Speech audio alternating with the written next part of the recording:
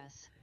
Good morning, everyone. We will go ahead and get started. A copy of the Open Meetings Act is located on the table outside, as also it is on our website. There is also an automatic external defibrillator that is on the back wall of the legislative chambers. Please stand for the Pledge of Allegiance. I pledge allegiance to the flag of the United States of America and to the republic for which it stands, one nation under God, indivisible, with liberty and justice for all.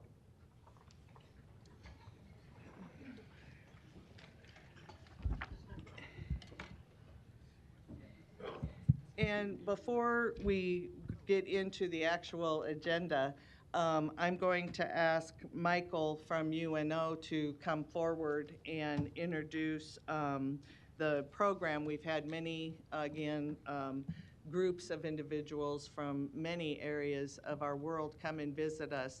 But this is another group of 21, I think I counted. And again, the bios are most impressive of all of these young people. But if you want to introduce the program, and they're going to have to exit in about 15, 20 minutes. And so I want to get you all introduced before you have to leave. Great. Good morning. Good morning. Yes, Michael Butcher, 3618 Farnham Street, Suite 210, Omaha, Nebraska 68131. And yes, I'm here as the Grant Project Coordinator at the University of Nebraska Omaha in the International Programs Department. We have the honor and privilege of being a recipient of a grant from the State Department to implement the Young Southeast Asian Leaders Initiative, YSEALI, which brings the best and brightest young leaders from the region here to Omaha, Nebraska to learn about civic engagement in America, in the United States. And they are here for a 4-week intensive academic program. And then the final week we'll be traveling to New York and DC to see different parts of the United States. And they just returned from a trip to the Badlands, Mount Rushmore, and South Dakota. So thank you very much for hosting us on this Tuesday morning. Well, thank you very much for being here, and we got to spend a little bit of time prior to our board meeting, and I always enjoy that. So welcome, and again, when you have to leave, just go ahead and leave, but welcome to Douglas County. With that, we will begin with our agenda for the Douglas County Board of Equalization. Roll call, please. Commissioner Boyle. Here. Commissioner Kavanaugh. Commissioner Friend. Here. Commissioner Garcia. Commissioner Morgan. Here. Commissioner Rogers. Here. Madam Chair. Present. Item A, approval of the minutes of the Board of Equalization meeting held Tuesday, October 3rd, 2023. And item B, call for a meeting and set Tuesday, October 24th, 2023 as a date for hearing on certified assessment corrections reflecting the addition of omitted property to the tax rolls or increased value on property. Is there a motion to approve A and B? Motion by Commissioner Rogers, second by Commissioner Morgan. Any questions or comments? Please vote.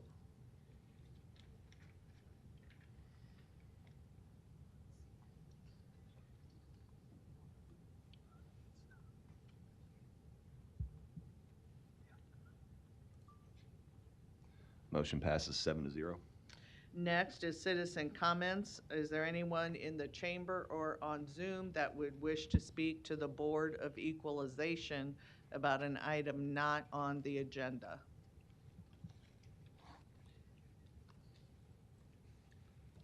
Good morning.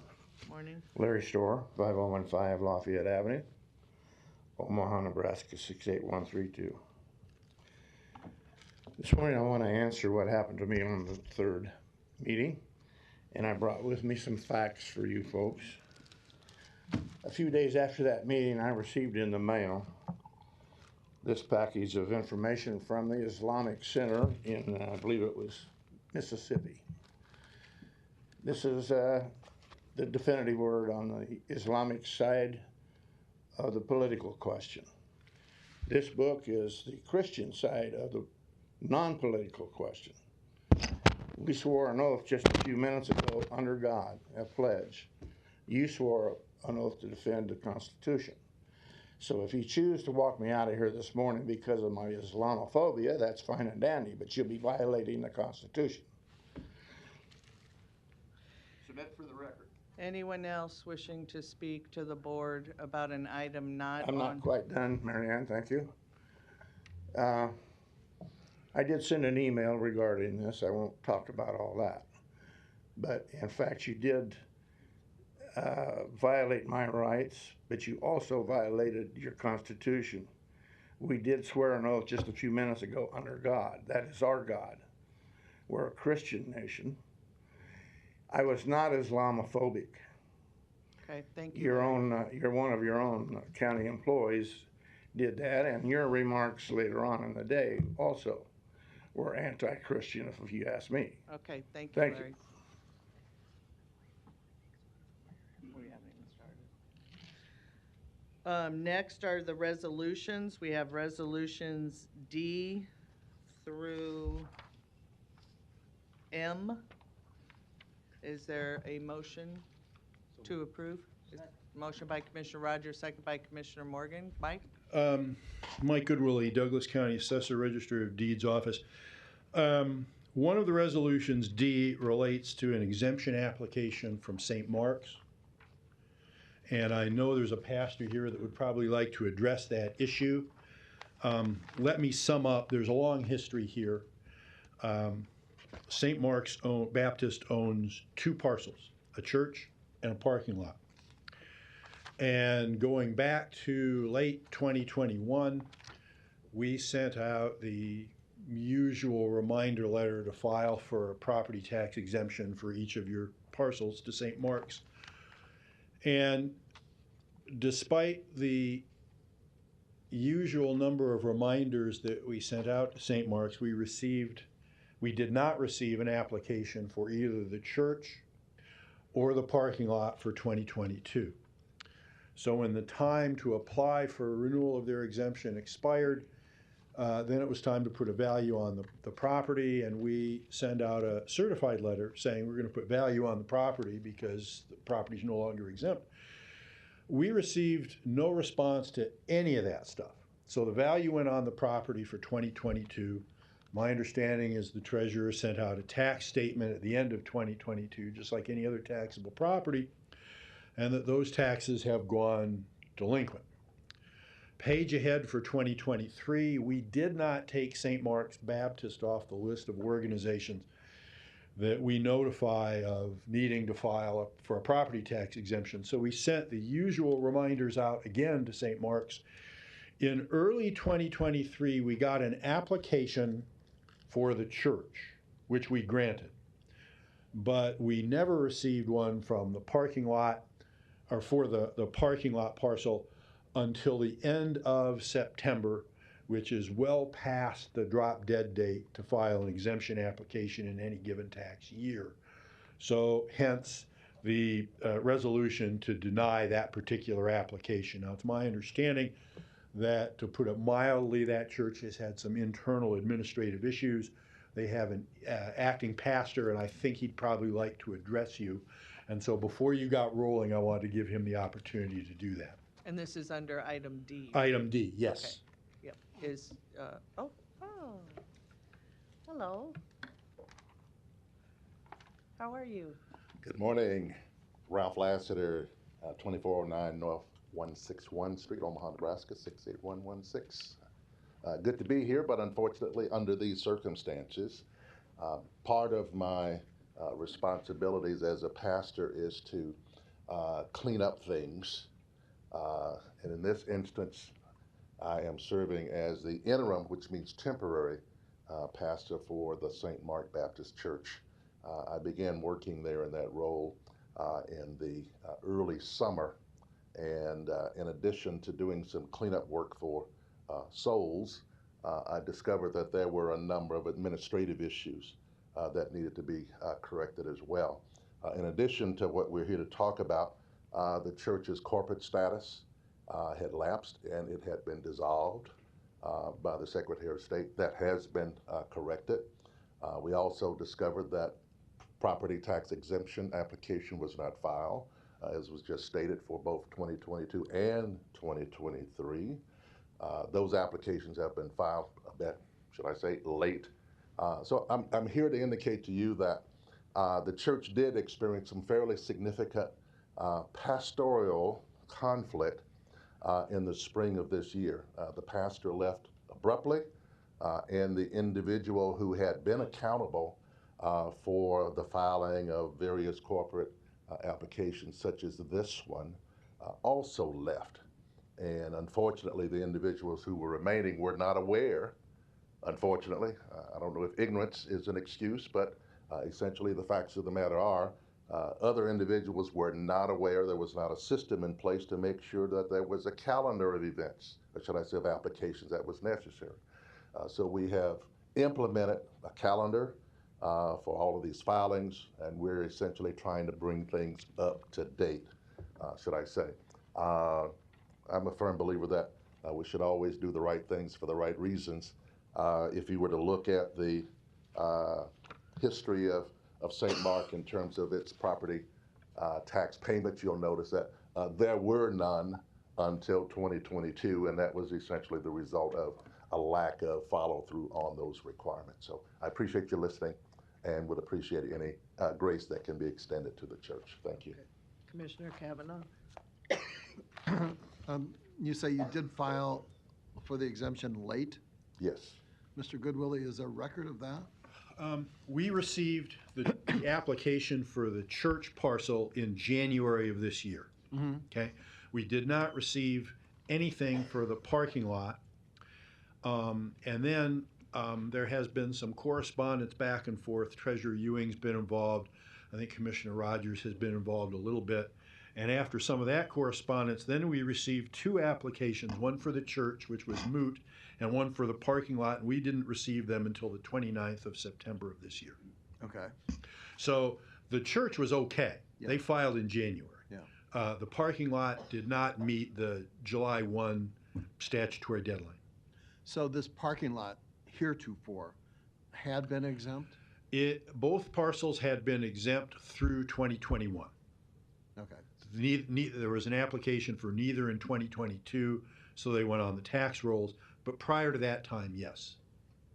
So have you been in direct communications? Have you spoken with the Reverend or anybody from? I have not. I think one of our clerical staff has spoken to either the Reverend or somebody on behalf of the church. And then I've provided some information to both Treasurer Ewing and Commissioner Rogers on this as well.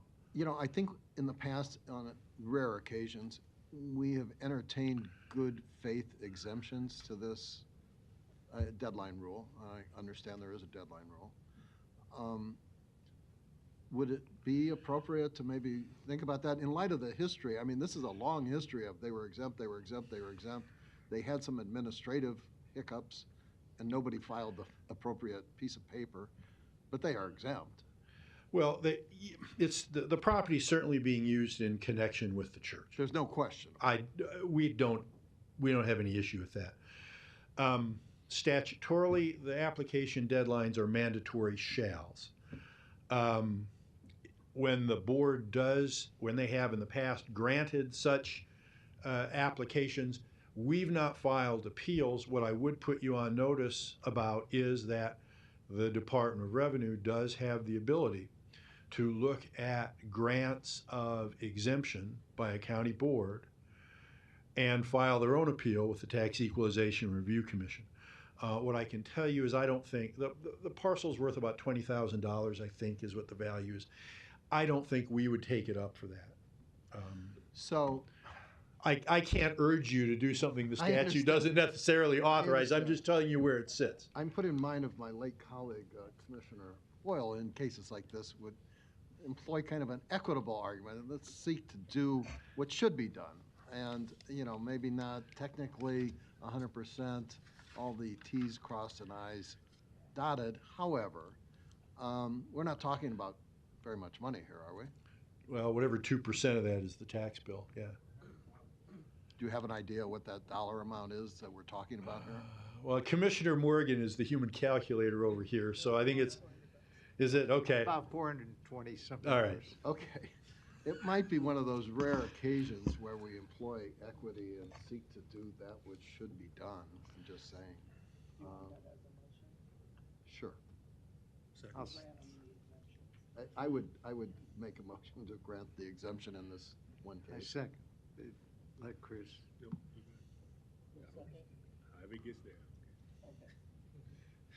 So there is a motion by Commissioner Kavanaugh and seconded by Commissioner Rogers. Are there any other questions or comments? One moment, please. Oh, we should have pulled this from. That's okay. We're taking it separate.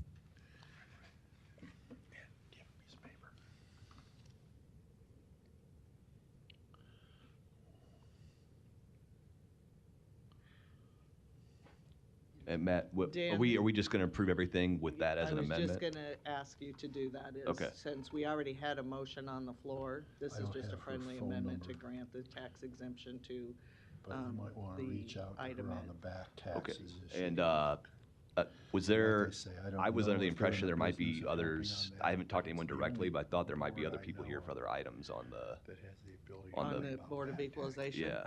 Is there anyone else in the chamber It's a free wishing phone to call. speak on an item on the Board of Equalization that anybody knows about? Okay, so, what item are you for Board of Equalization? Tax levy. Okay. Let's do this. Let's go back and let's approve item D, and then we'll do, the rest of it and come back to item I. Okay, that sounds good. We will, I'll let you know when we're ready.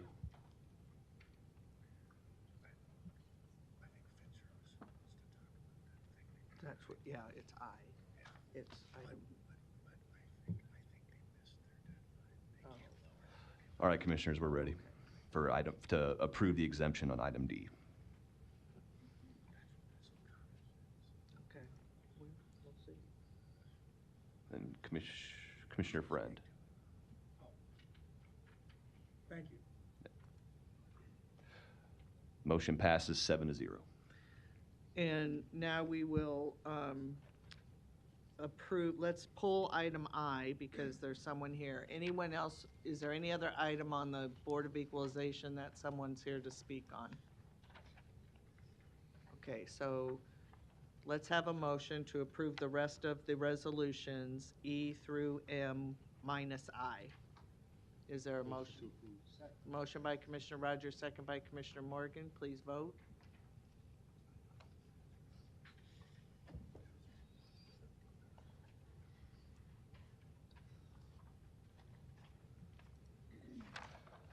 Motion passes 7-0. Okay, and now we'll do item I. Thank you very much, Commissioners. I hope this is the appropriate time to just speak to this briefly. There's been a couple of SIDs that has been come to my attention that have talked about adjusting their levy down lower, and I just wanted to take an opportunity to share with the board that there are interlocal agreements that are reached between the county and SIDs when SIDs get created and start building homes and things like that. There's a couple of those out there that the county has struggled with them getting them to meet their financial obligations. And we are really taxed with improvements in the northwest part of the county, as a couple of you know, because you take the phone calls. And I just wanted to stand before the board today and offer the engineer's office assistance when and if SIDs come before you and are asking about levy adjustments. My office will be more than happy to take a look at that, let you know whether the interlocal agreements have been met, whether the improvements have been made, some of those things along those lines, because at times that's not happening. We went through an audit this year since I came into office, and the one thing, and you've seen this, that we were talked to about was our collections. In other words, getting the money that is owed to the taxpayers of Douglas County by different groups, organizations, SIDs, things like that.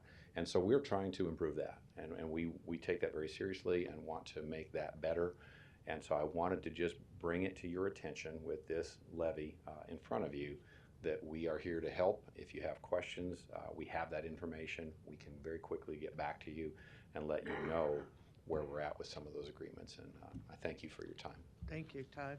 Thank you. Did you want to speak on this issue? Good morning. Ryan Haas with the City of Omaha Public Works Department. I just want to kind of reiterate what Mr. Pfister said. We at the city work very closely with Douglas County and with each of these SIDs, and with a couple that are on the agenda this morning with adjusting their levies. There are some outstanding improvements to one of the county roads, and we would just express our concern at the ability of these SIDs to perform their obligations as identified in their respective subdivision agreements, that for improvements that continued not to have taken place. So we're just concerned, and we want to express that. We hope that those SIDs continue to work towards constructing those improvements as identified in their subdivision agreements originally approved by the City Council of Omaha. Okay, thank you. I don't see any lights. I'm going to ask our county attorney. So we have in the packet here, there's a number of SIDs. Do we know which SIDs in question here, or are they requesting a difference in what's in our books to approve today? Do we know that?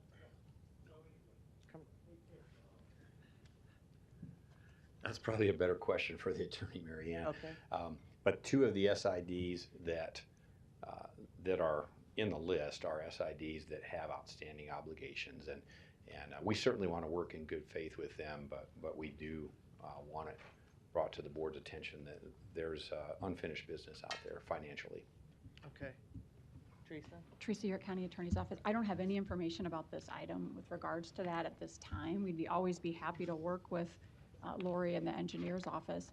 I can say that if it's a clerical error, the board has till November 5th, if that's what's happened, to make that correction. It would require a public hearing if that's what's happening.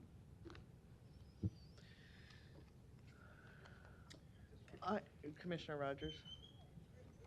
Can somebody level set this? I mean, the request just says setting tax levy.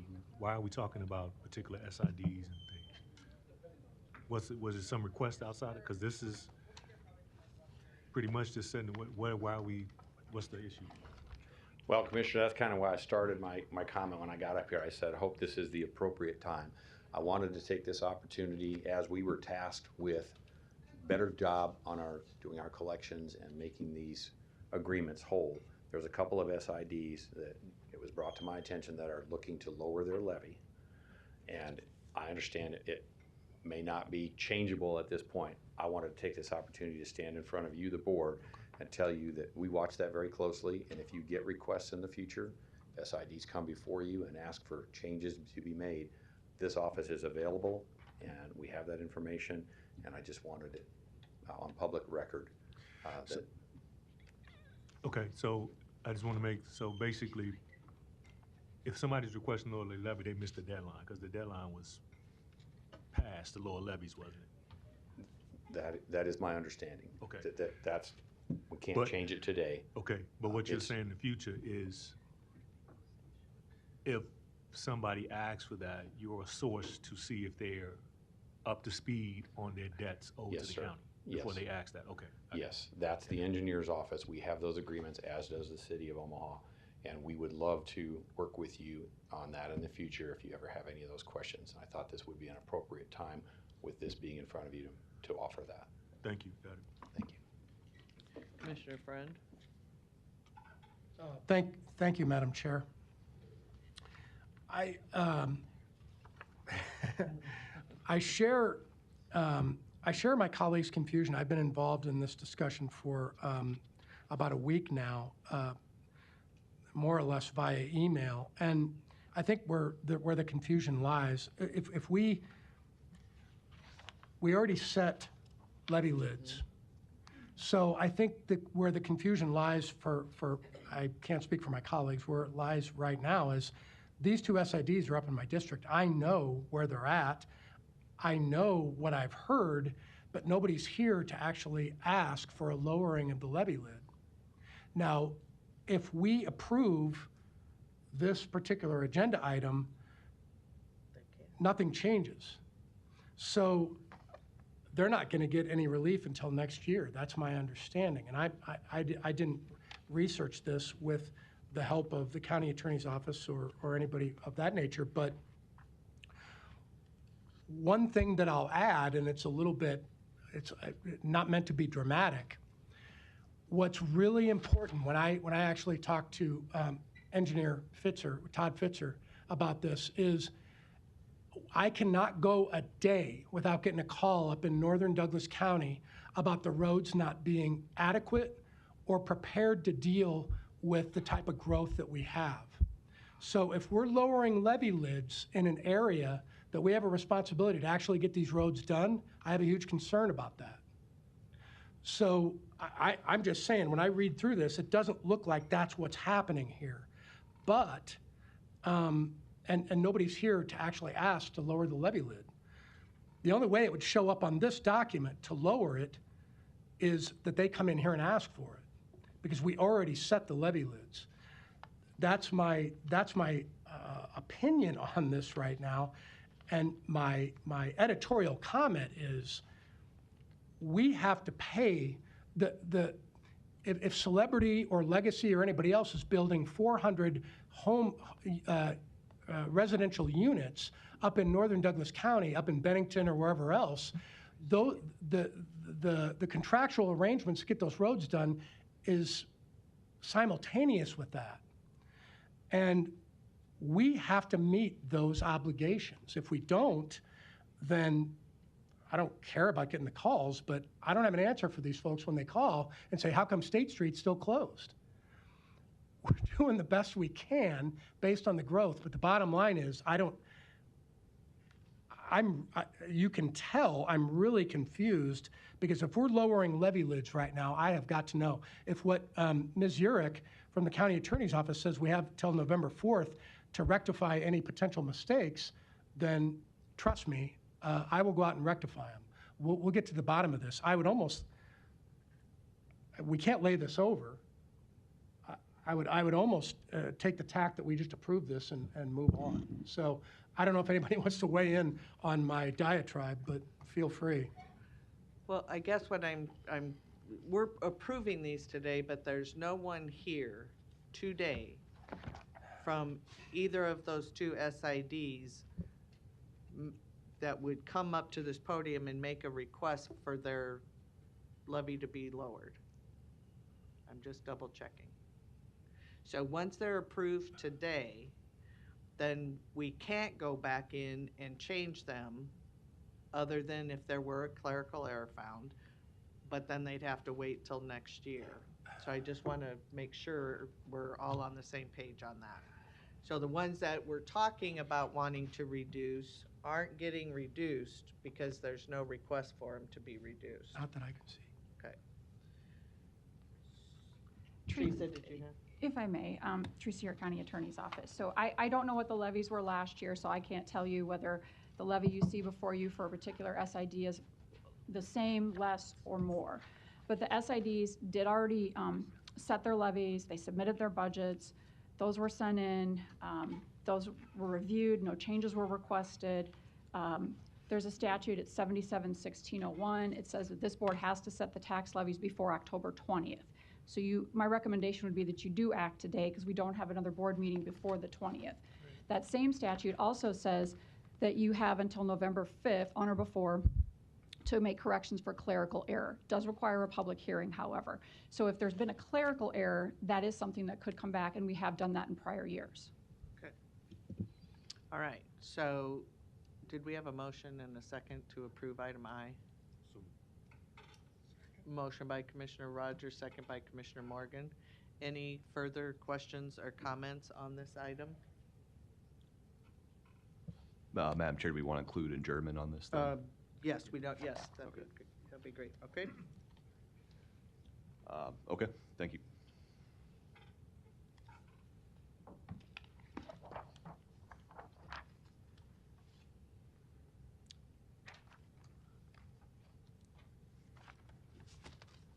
Motion passes 7-0. Thank you. We will now move to the Douglas County Board of Corrections. Roll call, please. Commissioner Boyle. Here. Commissioner Kavanaugh. Commissioner Friend. Here. Commissioner Garcia. Commissioner Morgan. Commissioner Rogers. Madam Chair. Present. Item 1, approval of the minutes of the Board of Corrections meeting held Tuesday, September 19, 2023. Is there a motion to approve? Motion by Commissioner Rogers, second by Commissioner Morgan. Any questions or comments? Please vote.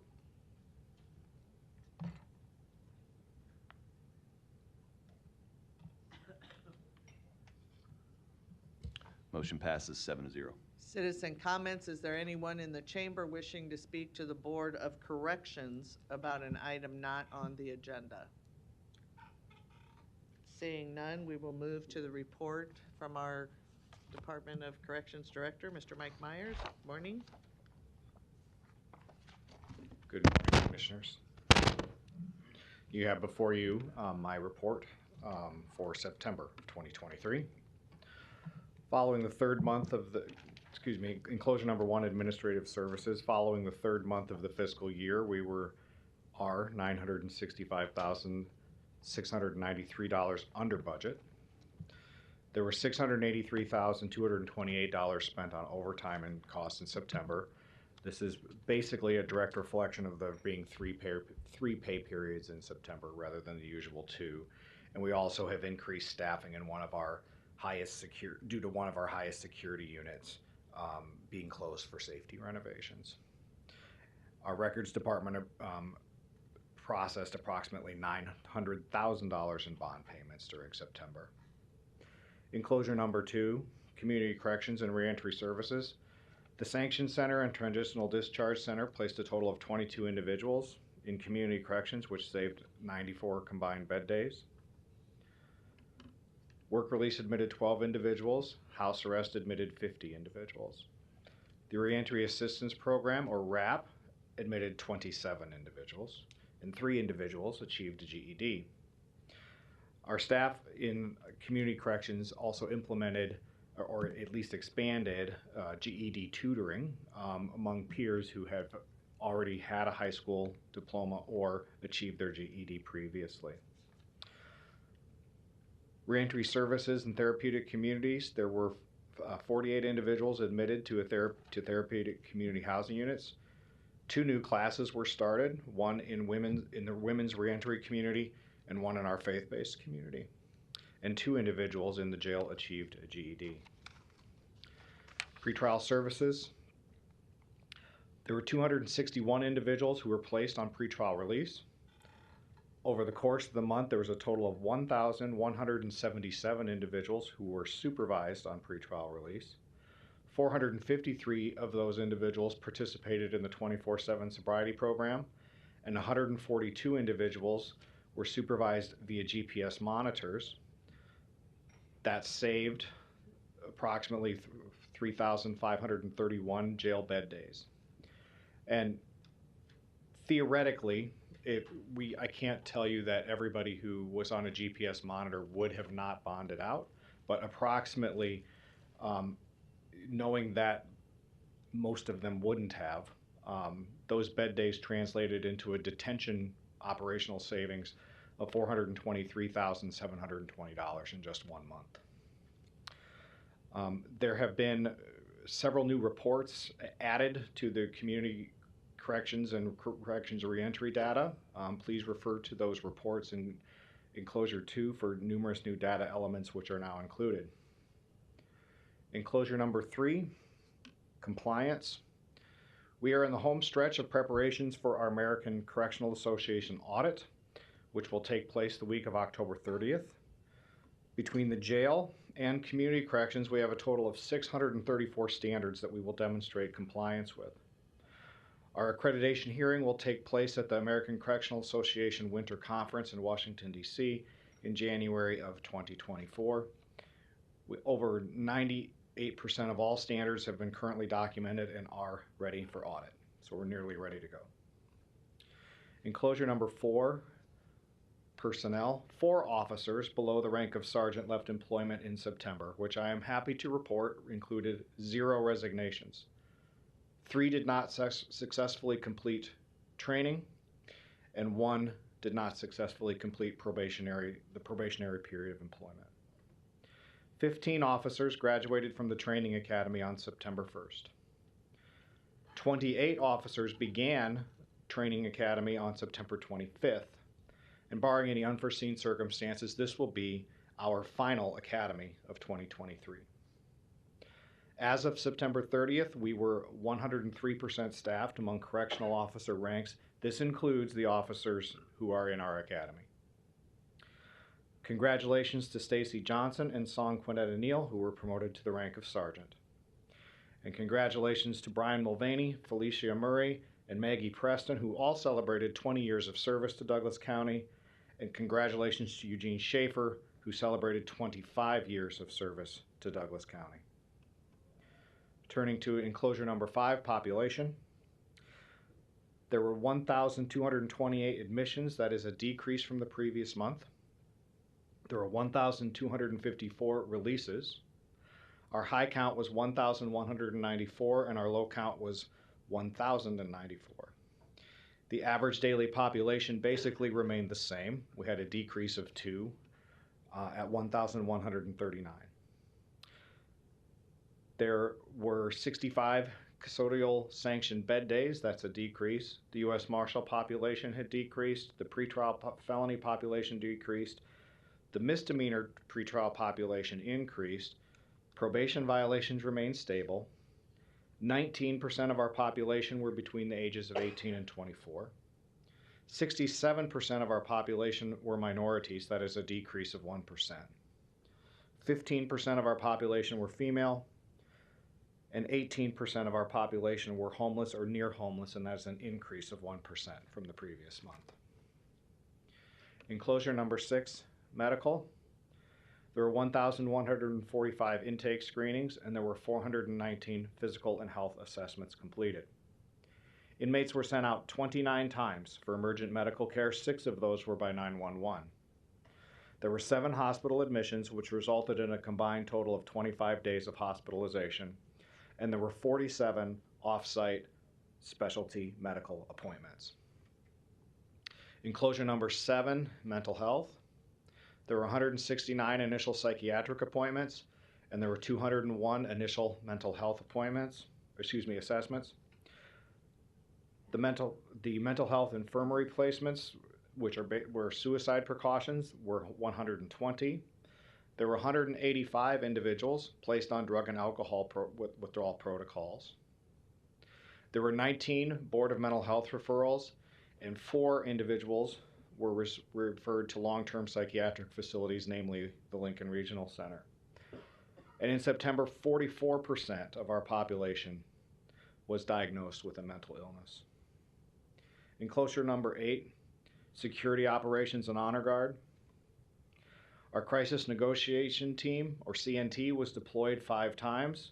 Issues addressed included attendance for court, compliance with showering, a cell extraction, and voluntary placement of an individual in a restraint chair due to self-harming behavior. Our Correctional Emergency Response Team, or CERT, was deployed 6 times. 2 were in conjunction with the CNT deployments. Issues addressed were to move all inmates from our highest security housing unit to another unit so that safety renovations could begin. Placement of an agitated individual in a restraint chair, and a cell extraction to move an individual to the infirmary. And I do want to point out that as of yesterday, our highest security unit is back occupied. We did ask the contractor to put all their resources in one unit to decrease the amount of time that unit was closed, and we were able to move everyone back to that unit yesterday afternoon. There were 5 searches of housing units conducted. Contraband recovered included modified items for tattooing, modified items to create a spark, a piece of metal which had been removed from a paper towel dispenser, and a small amount of hoarded medication. Our Honor Guard provided color guard services for the academy graduation and conducted training for all Honor Guard functions. Enclosure number 9, staff development, wellness, and retention. 16 individuals were interviewed for correctional officer positions, and there were 65 applications that were received. Our recruitment team participated in 4 job fairs, 2 in Omaha, one of which was a bilingual job fair, 1 in Kansas City, and 1 in Ames, Iowa. Recertification for PPCT, defensive tactics, continued for all correctional officers throughout September. That should be wrapping up shortly. Mental health first aid, the corrections version, has been offered in our academy for 2 years. Now that we have achieved sufficient staffing and have completed other mandatory trainings, we will train all veteran staff who have not received this training by the end of 2023. So we should be basically 100% trained, all staff on mental health first aid for corrections by the end of this year. 3 sergeants were selected and attended the Heartland Crisis Intervention Training, or CIT. All staff will begin to carry Narcan while on duty within the coming weeks. And commissioners, that's a pretty important, becoming a more and more important aspect in correctional facilities with the increased strength of opioids such as fentanyl, ones that are very hard to detect at times and to prevent infiltration into the facility. We have received hundreds of doses of Narcan, and we are currently getting pouches to be put on the duty belts for our officers to carry them, not only primarily most likely for the protection of anybody who's overdosed, but also potentially for officers who are exposed to those chemicals inadvertently when they're interacting with inmates.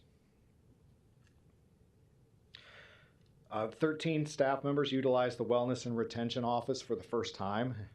24 staff members were referred to the peer support team, and 45 follow-ups visits were completed.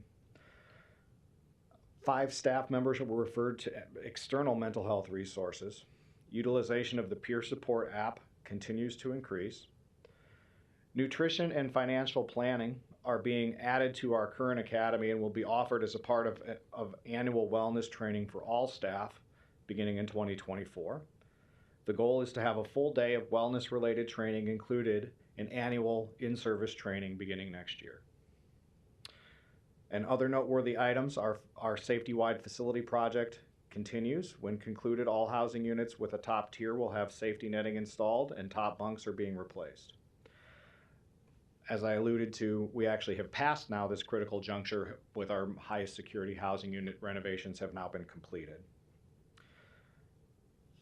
And finally, several DCDC staff attended the American Jail Association's Correctional Staff Mental Health Summit and provided multiple workshops, presented multiple workshops at that event. And I am ready for any questions. Any questions? Commissioner Kavanaugh? Thank you. Thanks for this. None of this should surprise you. The average daily population is, I believe, 1,139, down 2 from the preceding month, which is a good thing. And staffing, I don't know if I've seen this before, particularly for corrections officers, is at 103%. That's correct. And I do want to give the caveat that that includes those who are in the academy currently. But yes, at the end of the month, that's where we were at. Well, considering coming from where we were when you took over this job, that's a huge improvement. And so kudos to you and your administration for turning that around, because I think, if I'm seeing this right, that probably has a direct correlation on page 8 to the decrease in overtime. If you got enough people to work the shifts, you're not going to have mandatory overtime, as we did, going back. You can see even on this chart. But, the last couple, 3 months, overtime's been way down, and that not only saves us money, but it saves us burnout on the staff as well. Absolutely. So I want to say congratulations to you and your administration for both of those things. The demographics remains, for me anyhow, problematic, because if I look at page 40 correctly, we maintain an overwhelming minority, majority of people locked up in Douglas County. I think, this could probably benefit this particular graph to keep us from bringing all of these back to these meetings with us.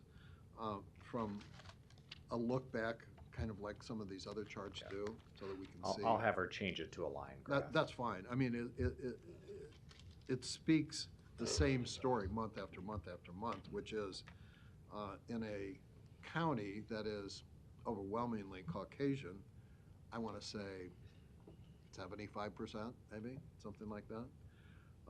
The number of white people locked up is 32%. In a county where the African-American population is 10, 12, 13%, the percentage of African-Americans locked up is 44, almost 45%. And equally overrepresented are Hispanics, so that we get a overwhelming majority of people of color in a county that's overwhelmingly white. That's a problem, and we talk about this all the time. It's not anything under your control. We appreciate that. You take who comes, but it's a problem that we face with the adult population. It's a problem that we face with the youth population. Overwhelming majorities in both the Douglas County Correction System and the Youth Center system. But, that aside, these other indications are that we're getting a couple of things right. And I want to talk to you a little bit, or hear your opinions a little bit on the connection, if any, between the modest reduction in population and the growth of our diversion programs and our substance abuse programs and those things. What's your opinion? I believe, on a month-to-month basis, it would be a stretch for me to say, hey, this went down because of this. But as a trend, 1 minute.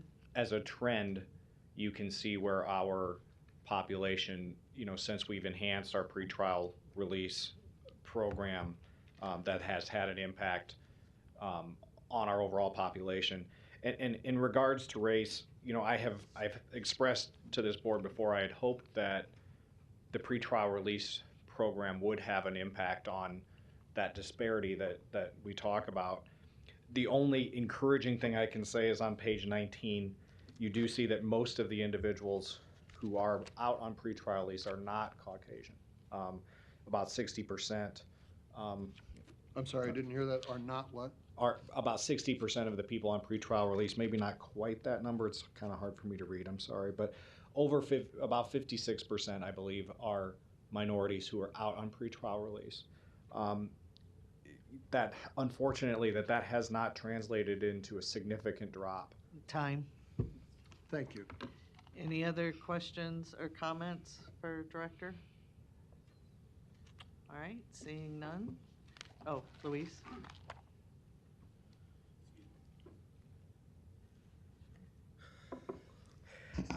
Luis Jimenez, 2709 Dewey Avenue. I heard the director say that the top bunks were being replaced. Does that mean they're being removed? No, the top bunks are not being removed. They are being replaced with versions that are safer for our inmate population. Okay. And then on the encouraging numbers, I don't have the report in front of me. But I do know that the county is seeing development out west, which is west, like 200th Street, Ida Street, in those areas. There's expansion development, and that's I assume that's a lot of white people, Caucasians, and so as I understand that normally there's more crime happening when things are being developed. For example, heavy equipment is being vandalized or stolen. Trailers are being broken into. Theft and probably some violence that happen in that area, are we seeing white people committing those crimes, or is it minorities still who are committing those crimes in those areas? Thank you. Thank you. Any other questions or comments? All right, seeing none, thank you, Mike. And if there will be a tour of the facility if anyone has time to go today after we are all finished with our agendas and meetings. With that, is there a motion to adjourn out of Board of Corrections? Second. Motion by Commissioner Morgan, second by Commissioner Rogers. Please vote.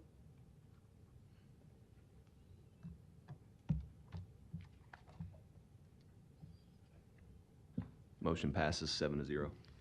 Agenda for the Douglas County Board of Commissioners. Roll call, please. Commissioner Boyle? Here. Commissioner Kavanaugh? Commissioner Friend? Here. Commissioner Garcia? Commissioner Morgan? Here. Commissioner Rogers? Here. Madam Chair. Present. Item A, approval of the minutes of the Board of Commissioners meeting held Tuesday, October 3rd, 2023. And item B, approval of claims submitted for payment processed through Tuesday, October 17th, 2023. Is there a motion to approve A and B? So moved. Second. Motion by Commissioner Rogers, or Commissioner Morgan, seconded by Commissioner Rogers. Any questions or comments? Please vote.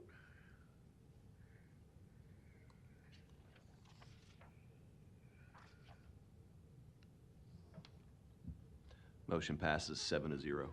Next is our consent agenda, items A through K. Is there a motion to approve? Motion by Commissioner Rogers, second by Commissioner Morgan. Any questions or comments on the consent? Please vote. Oh, do you have, hang on a minute. Okay, wait. You got,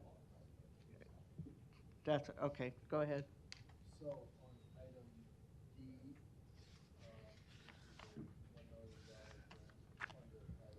D, Commissioner, sorry, now, there we go. Okay, thank you. are we good? Yes. Okay.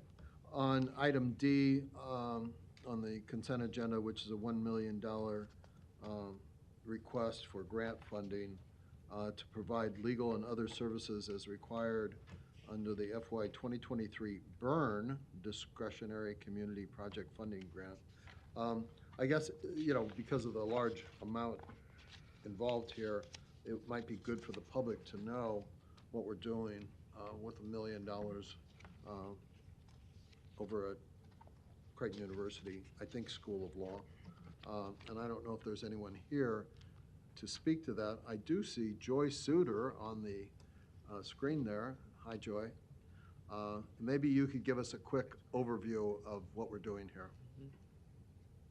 Sure, and I also know, thank you, that Kim Havakati have been working directly with Kim about this. Almost 2 years ago now, we were approached with the opportunity to apply for some of the federal earmark money to work on some community lawyering issues, specifically regarding prevention. And so in working with the county, we submitted a grant application, a proposal. It became part of the federal government budget as of October of last year. And then all throughout this year, we've worked on following the procedure and protocol to submit a proposed grant and the like through the federal government. That has now been approved by the federal government. And so the last step is a contract between the county and Creighton to draw down these funds through the county to Creighton as the sub-awardee, or that's not the right term, but as the contractor to do the work. Now, in short, and I know that this information has been in front of the county before when it was approved to even proceed with this application and project, but in short, the goal is to expand the work of the Juvenile Justice Legal Clinic within the North Omaha community to provide 20 hours a week of free walk-in legal clinic services. We are well aware, those of us that work within the court system, that most of the families that we serve have more than one issue going on. And so through building up our staff by adding another staff attorney, by adding a social worker, a restorative justice coordinator, our goal is to be able to provide free 20 hours a week walk-in legal services. The only requirement is that someone has a child in their life under the age of 18, because it's all geared towards prevention. And then within the community of clinics at Creighton, but then also connections with other law firms within the county, doing our best to help families, one, deal with their legal needs timely and as quickly and swiftly and competently as possible, but then also buttressing up then that support to connect families to community-based services outside of court involvement. And so we have a 3-year goal that includes, again, partnering with community agencies, being responsive to community legal needs, but also providing monthly community education. We plan to continue to use Creighton's space at the Highlander Accelerator building on 2112 North 30th Street. So we're in the community, there's a parking lot, there are restaurants, it's easily accessible, but then we also go to people's houses as needed. But that's a little bit of a nutshell of what we have planned. I'm very grateful and excited and a bit overwhelmed at the prospect of all of this additional work, but I'm also happy to have that opportunity and excited about it. Happy to answer any questions you might have. Thanks, Joy. You have in the exhibits here kind of a year 1, 2, and 3 outline of what you're going to be doing, including in year 1 hiring a social worker, an attorney, and a restorative justice coordinator. You know, we spend significant resources as a county, as you know, because you worked here, providing legal services to juveniles involved in the justice system. I'll come back. Commissioner Friend. Thank you, Madam Chair. And Joy, thanks for the information on the programming. Just so, if anybody is watching this, or out there, or they're going to watch it tonight or whenever, you plug in. Just so we're clear, this this particular item says we're approving a contract with Creighton University to provide legal and other services as required under the fiscal year 2023 Byrne Discretionary Community Project Funding Grant. This is grant money. What I think, I don't want to insult anybody's intelligence, but this doesn't come out of our general fund. So legally, we're required to be a pass-through. That's what's actually happening here. But similar to other conversations we've had in the past, it's important that we know, even as a pass-through, how these programs are functioning. So we get metrics later on that indicate to us, hey, what you guys did, what you had your fingers on, even though it didn't come from property tax revenue or anything else, there's some value. We've been screaming for this type of value over the years, and I just wanted to let folks know that this is the type of stuff that I wouldn't say gives us hope, but it gives us a blueprint to actually look back and say, okay, detention numbers are here, diversion numbers are here. Here's what this program actually did and compared to an internal home program or some of the other things that we're doing. So, Joy, I just wanted to thank you, and I wanted to make it clear, not that anybody has clouded it, this is not general fund money. We would be happy to spend general fund money if we had metrics and an understanding and an idea of what type of value we're going to get. The other thing is if we had the general fund money. So anyway, Madam Chair, that's all I really had. I just wanted a little bit of a clarification on that. Okay, thank you. Commissioner Kavanaugh. Thank you. And Joy, my colleague, goes to exactly what I was going to inquire of you next. This is a $1 million grant. Is this $1 million over 3 years, or is this $1 million for the first year? It's $1 million for 3 years. I know at one point, Commissioner, that the entire budget was before this county. I'm not entirely sure, before this board. I'm not sure if the full budget is in front of you today in today's documents. No, that's fine. We're just trying to clarify Sure. in the limited time that we have, following up on what Commissioner Friend was inquiring about, metrics of success. It's difficult to do this in when you're providing legal services, human services.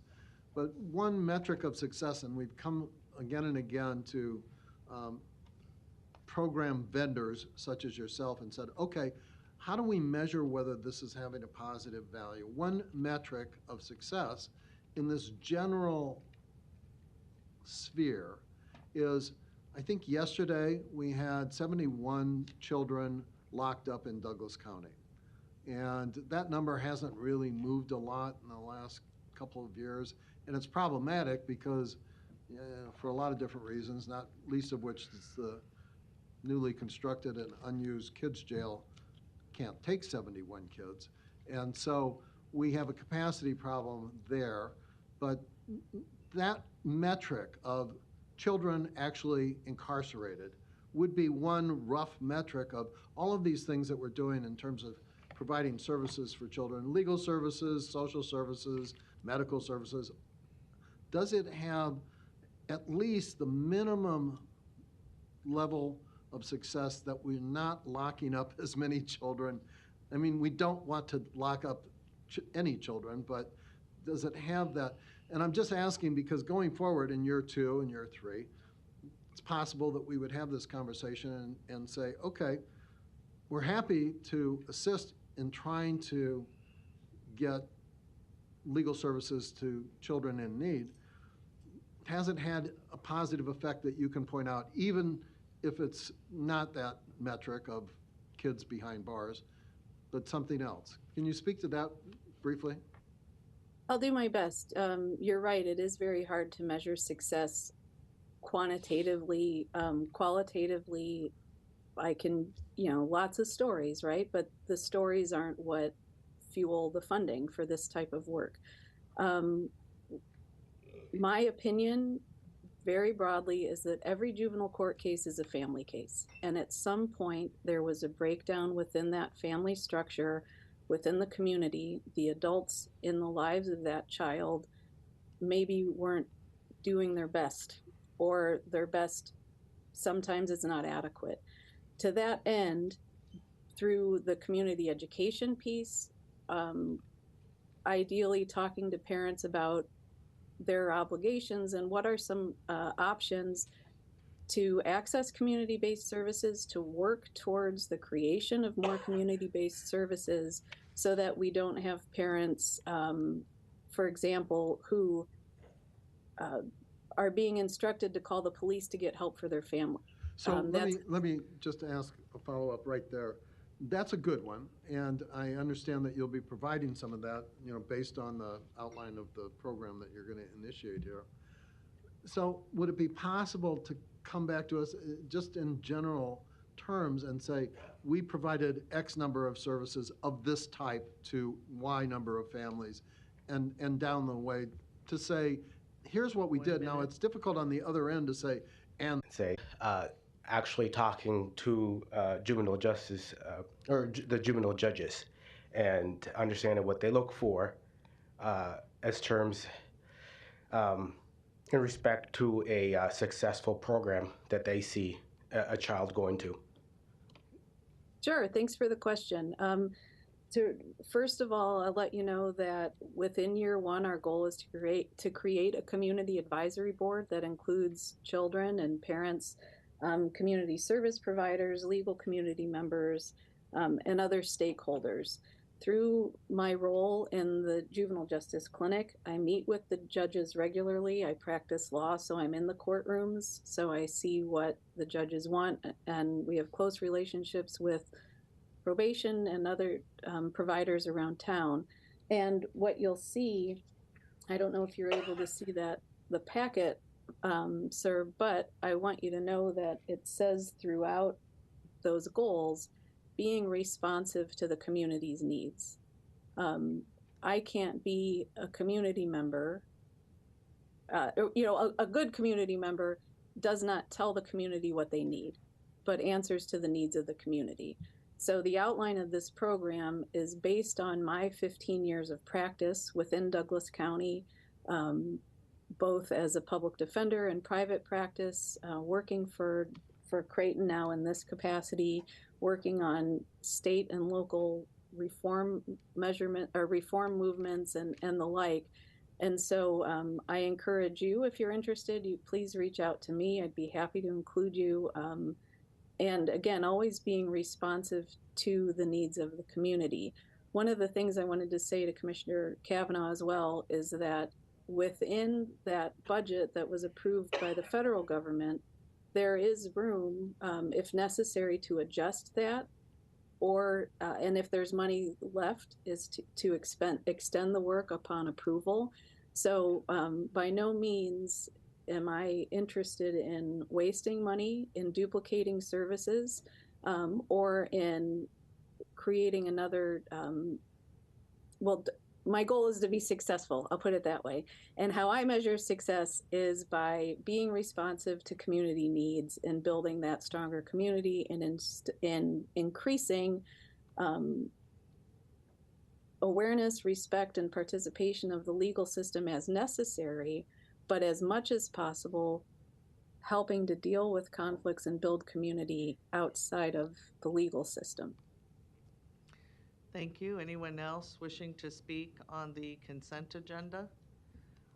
There is a motion and a second. Please vote.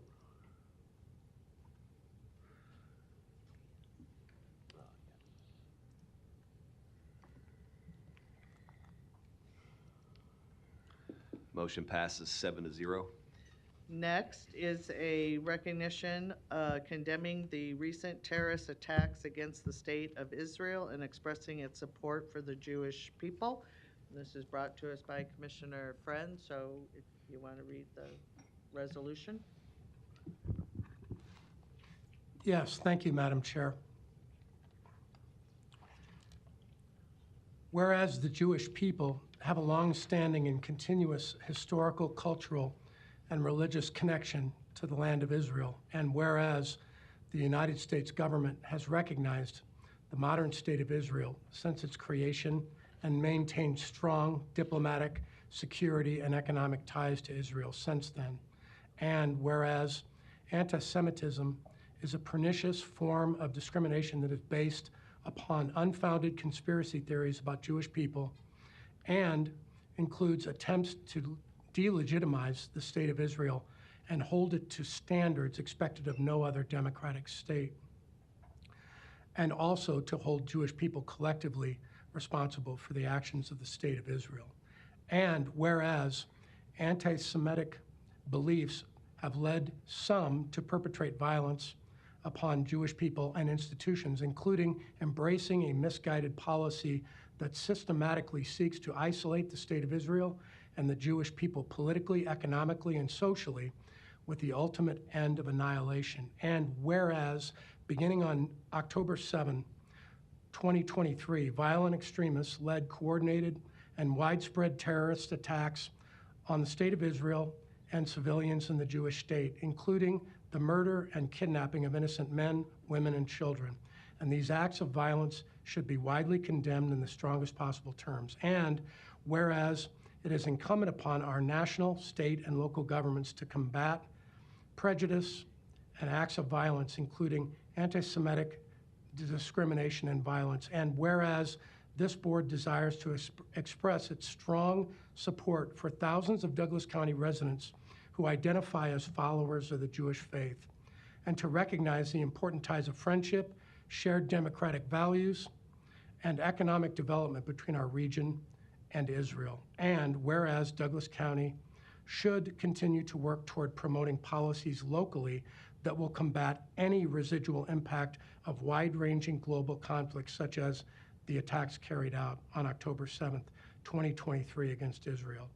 Now, therefore, be it resolved by this Board of County Commissioners, Douglas County, Nebraska, that this board hereby condemns in the strongest terms the recent terrorist attacks against the State of Israel and expresses its sincerest condolences to the families of those who have been killed and injured in those attacks, and further hereby expresses that this board will continue to support and defend the free practice of religion and will continue to support the Jewish residents of Douglas County during these difficult times and into the future.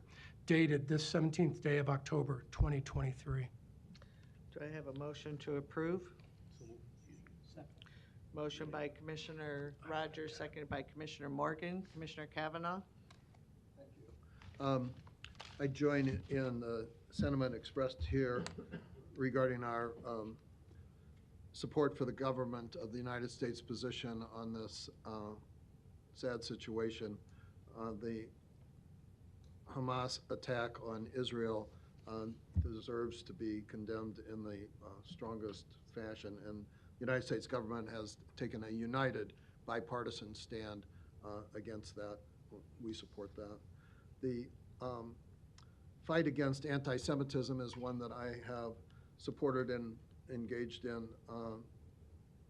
alliance with the Anti-Defamation League here for the last number of years. As you'll recall, I've sponsored resolutions supported by the Anti-Defamation League speaking out against anti-Semitism in the United States. The irony is that the Palestinian people and the Israeli people are both Semitic peoples, and the fight here puts me in mind of something that I've personally experienced. I recently returned from Ireland, where we were celebrating 25 years of a peace agreement between two communities in Ireland, both Irish, who have been fighting for a very, very long time, up until 25 years ago. And now there is some type of peace between those communities. If we could move towards peace here, that would be a great thing. And, you know, one of the giant steps, we need to speak out against anti-Semitism because it is a hateful and pernicious philosophy, but it infects all sides of the equation. We recently, here in the United States, had a 6-year-old child brutally murdered about a week ago outside of Chicago because somebody perceived that he was a Muslim child. And we've all read the horrific reports of hundreds and hundreds and hundreds of children from both sides in the Mideast who have been killed in this most recent round of violence. This is sad beyond words. And if we can, in any small way, by taking a stand against anti-Semitism, bring these communities to the peace table, I'm all in favor of that, because war is not the answer. We need to live together. And we here in the United States, I think, have a great opportunity and have worked hard for a long, long time to see that our community, which is a mosaic of all peoples and all faiths from all over the world, does work together in a democratic society that allows for everybody's expression of religion, and philosophy, and politics, and thought. And that is our goal, is to do that in a peaceful manner. We have disagreements. We have disagreements on this board. But we try to disagree in a civil fashion, respecting the other person's basic rights. And that's what this is about. Everybody has the basic right to life, liberty, and the pursuit of happiness. And if we can do anything here in our small way to fight anti-Semitism and to support the rights of all people to life, liberty, and pursuit of happiness, I commend the sponsors of this resolution for giving us that chance, and hope that we can see a peaceful resolution to this tragic set of circumstances, and see 1 minute. a day when we all live together and respect each other in a world free of anti-Semitism. So thank you, Commissioner Friend, for bringing this to us, and I'm happy to support this. Commissioner Friend? Thank you, Madam Chair. And Commissioner Kavanaugh, thank you for the input and the kind words. I want to thank all the commissioners because, and I want to thank certain citizens in Omaha that I actually communicated with them on this particular item. One of them happens to be Sarah Cohen, who I'm a pretty good writer. At least I'll brag about it. I always have been, but she wrote about half of this because she's better at this particular subject matter and this ideal and the ideas associated with it than I am. I know Sarah's here, and I wanted to say there's a few key items that I wanted to point out, and I'd be happy to hear, her high-level thoughts if she'd like to. I talked to Commissioner Morgan about this last week, and so we had this idea to approach this subject matter. Now, a lot of folks might find it odd or outside of this board's jurisdiction. As a matter of fact, I thought about that. We're a pretty utilitarian board. We deal with roads, we deal with corrections, we deal with sheriff's office, we deal with all kinds of things, corrections things. But consider a few key items, and I'll leave it with this. The entire world is talking about this. They're doing it on college campuses, they're doing it at work, they're doing it at home, at the kitchen table. I got calls from two of my daughters. They're trying to figure out why stuff like this happens, why it originates, and why it continues. Well, of course, some of this stuff's been happening for 2,000, 3,000 years, so we don't always have easy answers to it. But what I would say is, since the whole world is discussing it, this particular conflict, along with other conflicts, Russia and Ukraine, and other instabilities in this world, are on a lot of people's minds. We are 7 commissioners that represent, there's about 600,000 people in Douglas County. Because everyone's talking about this, college campuses, and everybody's making their opinions known, social media is blowing up, we 7 commissioners represent about 85,000 people in our districts. And some of those citizens might say, well, I wonder what these guys think of it. Everybody else is commenting. I would imagine that people are interested somewhat in our viewpoints in relation to this issue. The third thing is, it is true that we do not have practical authority to affect a tremendous amount of change in this landscape. Again, we're a utilitarian board and there's boundaries of authority. But like millions and millions of others right now trying to struggle with this type of dialogue and thought process and the fight, the war, the conflict, call it whatever you want. I call it a war because there's been a few of them. And we should know the difference. This type of thing, while not binding, just like legislative items that we deal with on an annual basis and provide our input, which we have no tremendous authority over. We're just trying to influence ideas and thoughts. And also, much like we discussed detention numbers. We'd love to see detention numbers go down, juvenile and adult. Do we have a tremendous amount of control over that? Maybe not. But we'd like to see it happen, and we know that there are programs out there that we could drive that'll help us in these regards. We comment on other stuff all the time, and we've done it with a lot of resolutions. That's why this is here. Now, you can say, well, friend, you don't know what you're talking about. Happens a lot. But I can tell you that I appreciate this board's thought process on this. It's been a tough couple weeks, and it's going to continue. The tough part continues. And I'll just leave you with this finally. I was talking to my wife yesterday. My son, it's well documented. I've said it a few times. He's a lieutenant in the Army, and it concerns me. He'll probably be part of the Big Red One, and I would imagine he'll be going to Poland. Well, Ukraine and Russia is volatile right now, to say the least. I have no idea what's going to happen to Poland. All I know is I have a son who's going to be back there with a bunch of artillery waiting for the Russians' next move or our next move. So these type of things do not strike that far from us. And I just guess I wanted to weigh in.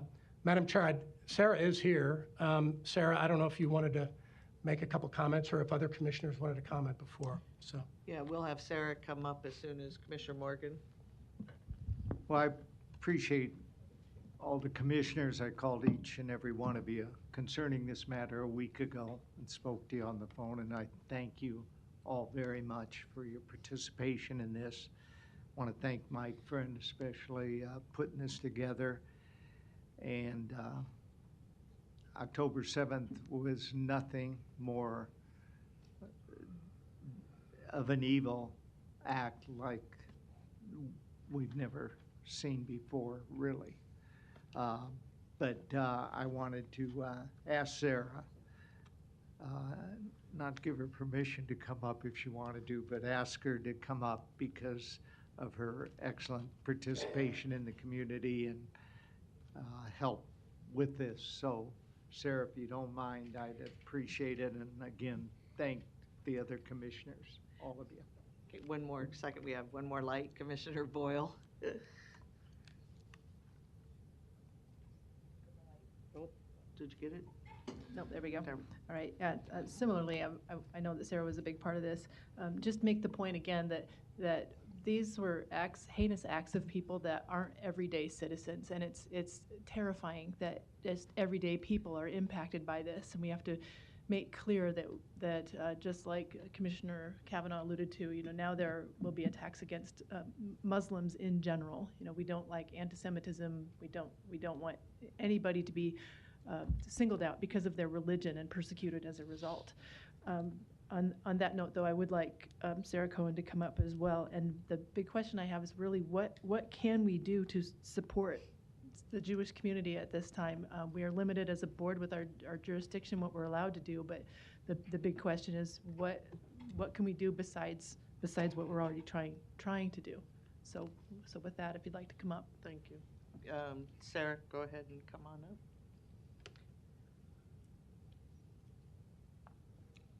Can you restart the clock, please? Good morning. Good morning. Sarah Cohen, 15422 Seward Street. Thank you, commissioners, for this resolution, and thank you for the opportunity to speak with you today. I want to say to you that I'm speaking only for myself as an individual.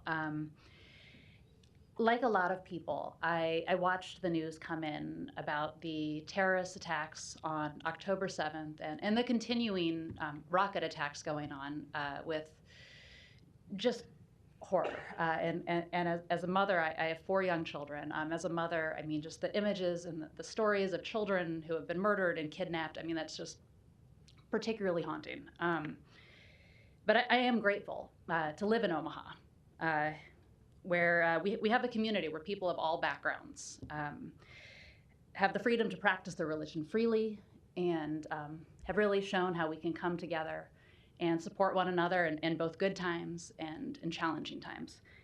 There are a lot of people in our local Omaha community who have ties to Israel, whether it's some of my coworkers who are Israelis who are visiting here for a short time, working with kids, or people who like me, are Americans, proud Americans, and who have friends, have family in Israel who are in harm's way. And I wanted to take just a moment to share a story of one of those friends. So last spring, one of my coworkers invited his friend Uriel to come over here from Israel. Uriel is an Israeli. He lives in one of the communities that's on the border with Gaza. And he came over and did a great capoeira program with kids in our Omaha community. It's a Brazilian martial art. It involves music. He was great. And after the program, he went back to Israel. He and his wife, Amy, actually just welcomed a little baby boy, Kai, at the end of September. And on October 7th, they were woken up by Hamas terrorists who came over and tried to get in the house. And they all went into the safe room in the house. And when the terrorists couldn't get into the safe room where the family was hiding, they burned the house down around them. And they weren't able to get into the room, but the family, including the 10-day-old baby, was in a room that was filled with smoke for hours waiting to be rescued. And whenever it was quieter, they would crack a window open, they'd hold the baby up to the window to get fresh air to breathe. They eventually were rescued. They were treated for smoke inhalation in the hospital, and after a number of days were released. And it's a hard story, but in many respects they were lucky in that they survived. can work on rebuilding. So as humans, I think it's important to speak up, right? Whenever innocent people are targeted for violence, we have an obligation to stand up. And as elected officials, it is, I know, just so deeply meaningful to your constituents to know that you are listening to their concerns, that you understand them, and you stand in support. And so for that, I wanted to say thank you. Thank you, Sarah. No other lights from commissioners. Is there anyone else wishing to speak on the resolution?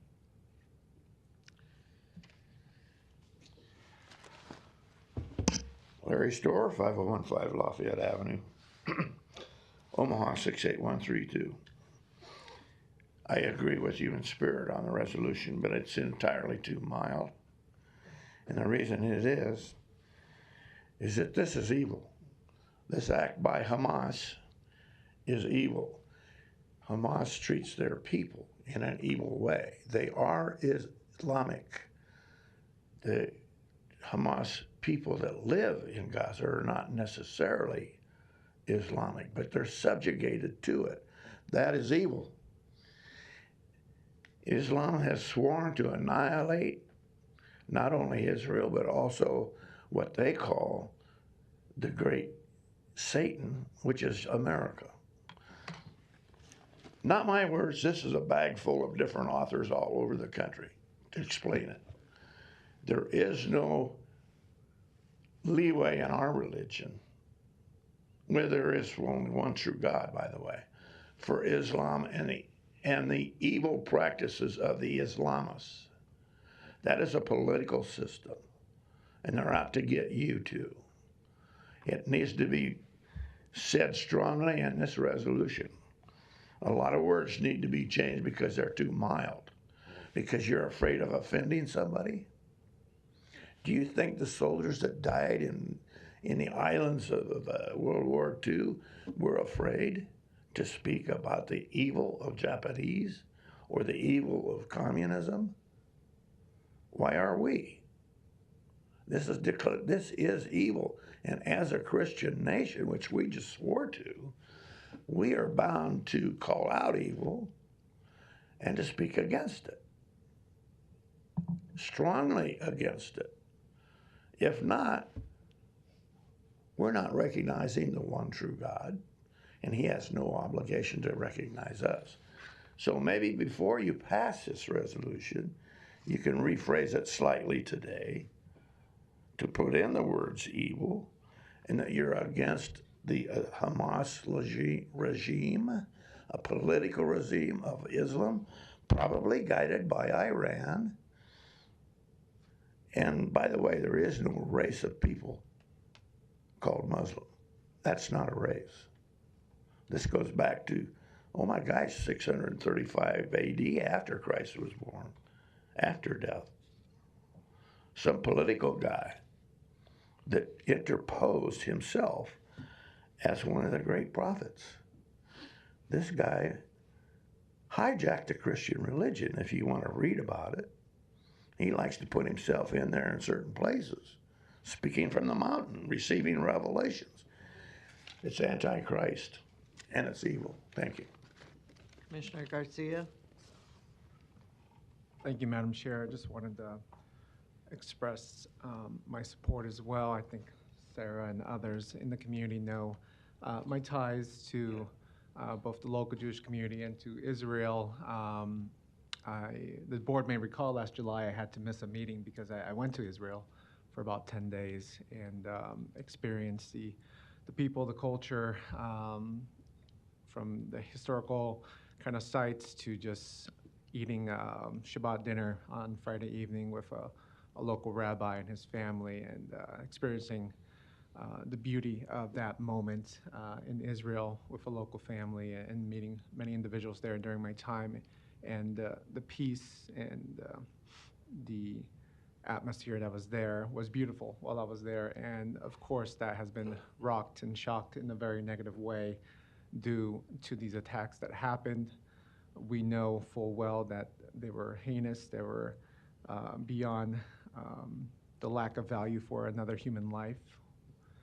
When these acts are conducted against children, against families, against people who have nothing to do with higher level systems of military actions and whatever the case may be, you cannot dehumanize somebody to the extent that you just take their life like that. And so we know that there are countless stories of what occurred on October 7th, that we all mourn with our Jewish community locally. We all mourn with Israelites who experienced this heinous act, and now also mourn with families that are caught in the middle of this wartime that has now occurred. There are families that are now going through the atrocities of war in general on both sides, as far as within the Gaza Strip and within Israel, and any family that is innocent, any child that is innocent that now has to be in the midst of this. That is a sad situation indeed. So my support, of course, to the local Jewish community, my support to anybody experiencing a time of mourning during this time of heinous acts and atrocities that are occurring in this world. So thank you. Anyone else wishing to speak on the resolution? Luis Jimenez, 2709 Dewey Avenue. I agree that these events have affected the world. It's affected everybody, especially because it's played out on television and in the news media. I was over at Nuestra Familia when I finally saw it on television. Right there where they have tables to eat, there's a big flat screen TV, and the reporter's like, so we're going to talk about the events over in Israel. And I thought about your resolution, and I was like, okay, I have to read the resolution, make sure that you don't say that the board is shocked by these events. You didn't have that on there. I think you should have a title for the resolution, so it's more apparent about what your focus is. You don't talk about the enemy that perpetrated these acts of slaughter, and then you don't talk about what happened after this event. You just talk about October 7th. We're still dealing with these events. Israel, the government is dealing with these events, and so much that now they're fighting a war of attrition against the people in the Gaza Strip, mainly in the north. So you got to evacuate, you got to leave, because you don't get food or fuel because of the slaughter that happened by these number of people. There are perpetrators, and it's not the people in Gaza. This board talks about high-level individuals. Well, I'll talk to you about high-level individuals. There's a reason why we don't have peace in Israel today. Everybody wants peace. Everybody wants this two-state solution. Donald Trump, as president, wanted the two-state solution, but Netanyahu wouldn't give him the two-state solution. So now, these Hamas terrorists and their collaborators have information about how to break into Israel. Who do you think gave them that information? Iran. Who got the information to Iran? Putin. And who gave the information to Putin? It was Donald Trump, because he didn't get the peace that he wanted from Netanyahu. That's the kind of high-level situations that us commoners have to deal with. Nobody wants to hate on children, on parents, on civilians. But in Israel, acts of murder and killings are done by both sides, and it's been happening for decades. And that's why I was like, okay, if you're gonna have a resolution, don't say that you're shocked. You weren't. I mean, you didn't say that you were shocked. It hurts my heart it hurts everybody's hearts to see these images, especially if you are there or you know people there. Your body aches. My body doesn't ache for it. My heart hurts though. But this violence needs to end, and we're here because information was shared with the Hamas terrorists. 1 minute. Thank you. Thank you. Anyone else wishing to speak during the resolution? There is a motion and a second, and I do want to just add my thank you to Ms. Cohen for helping with the resolution and being here today. And I think the major emphasis of the resolution is to let our Jewish friends in our community know that we support them and we're here for them. And it is hard, as Commissioner Boyle said, to figure out what to do, but any small gesture such as this as a resolution lets them know that we're here for them. And that's the message that I think we want to send today. And so thank you for being here with us and helping with the resolution. With that, please vote.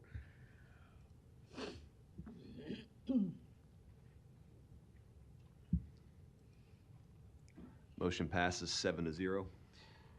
Next is citizen comments. Anyone wishing to speak to the board about an item not on the agenda?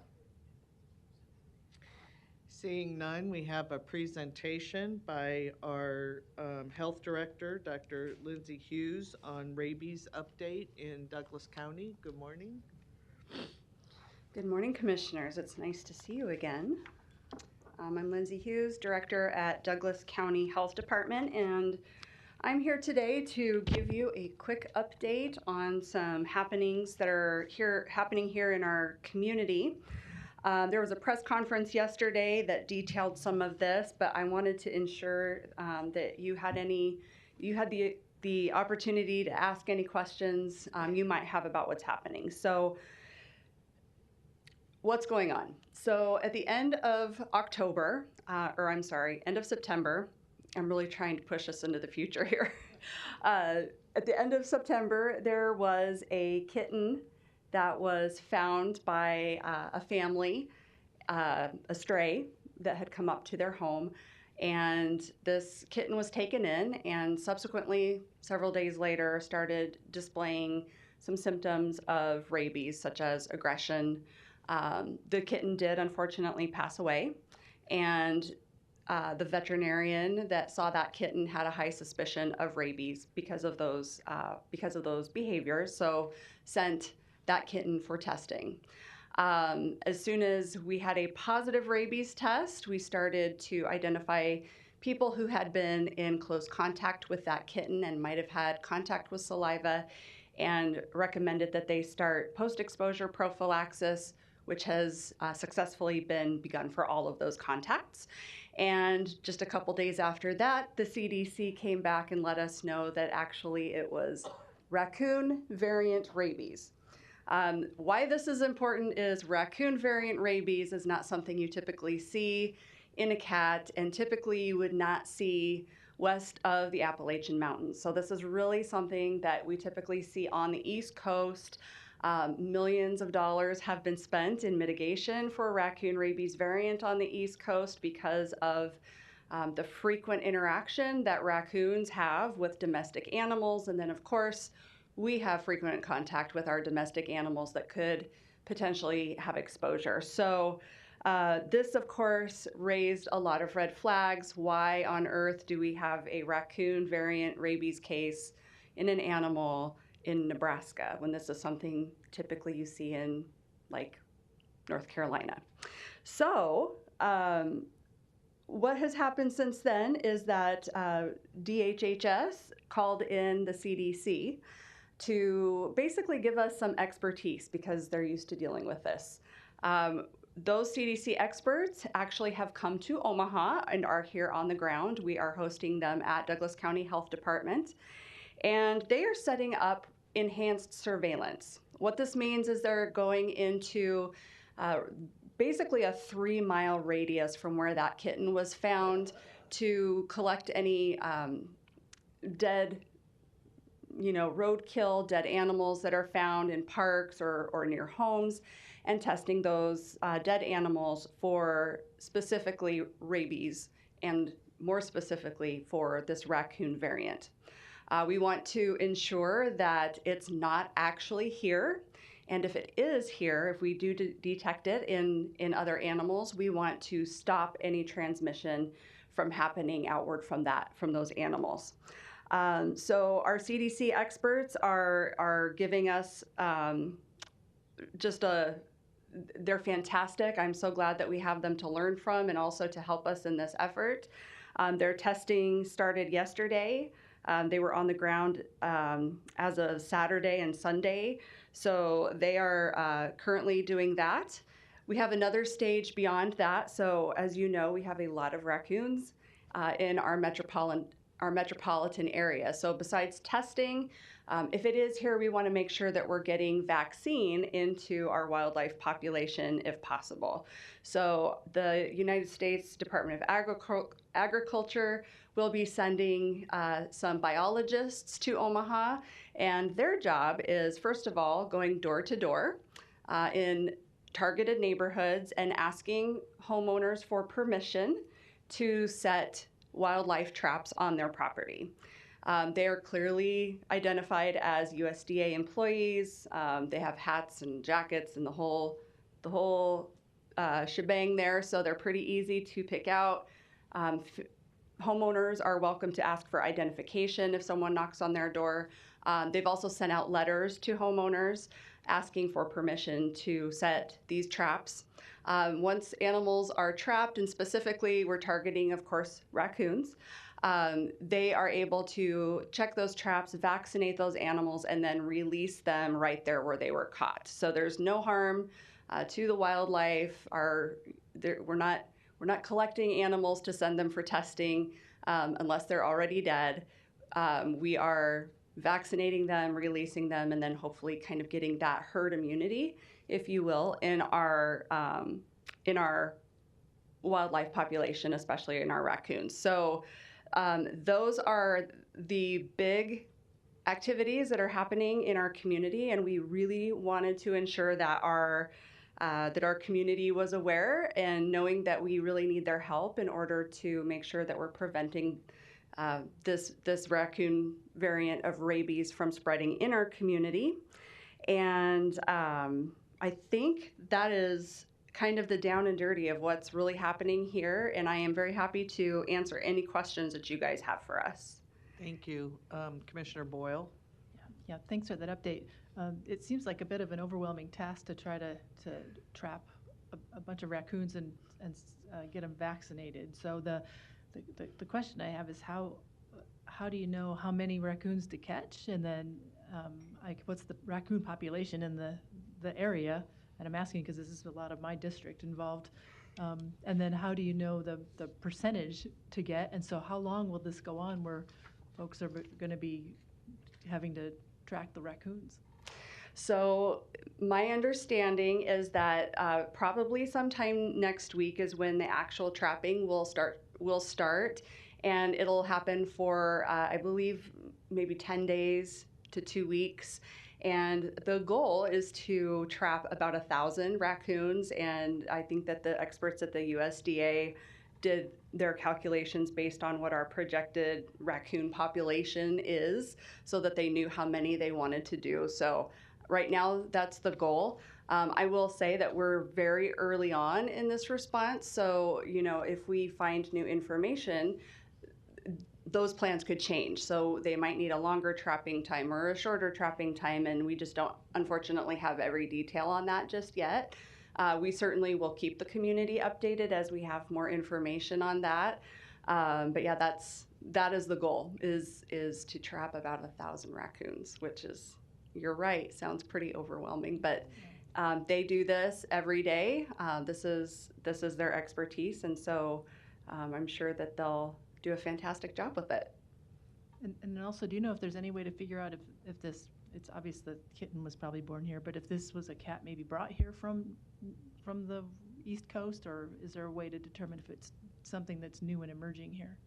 That's such a good question, and unfortunately, we probably won't know the answer necessarily, but right now we are hypothesizing because we haven't seen any raccoon rabies in wildlife between here and Appalachia, that it probably was a translocated case. So essentially, mama cat probably was brought here pregnant.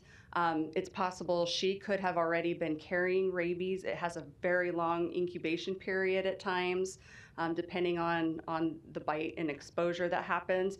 She could have, had her kittens and transmitted it directly to this kitten, or there could be, a case of an actual raccoon that has raccoon rabies here that we would, of course, want to know about. And that's really what the purpose of this enhanced surveillance project is to see, okay, is this something that's actually here in our wildlife population, or is this, kind of this isolated case where maybe this kitten essentially was translocated from somewhere on the East Coast. We don't have any detail. Nobody in the neighborhood knew where the kitten had come from. We did not identify a mama cat or any other kittens that would have maybe been part of that litter that I am aware of. As of yesterday, we hadn't. And so, unfortunately, it's hard to answer that question with certainty at this point. So then what advice do you give to citizens to help prevent the spread of this? Absolutely. Great question. So first and foremost, vaccinate your pets against rabies. That is the most important thing you can do. The rabies vaccines have been in use for a very long time. They're very safe and they're very effective. So we definitely want people to know about that. We would prefer if people didn't let their pets wander around loose. So we're not saying you can't go out and walk your dog. Absolutely do that. But if your dog or your cat likes to kind of go explore the neighborhood, this might not be a great time to allow that.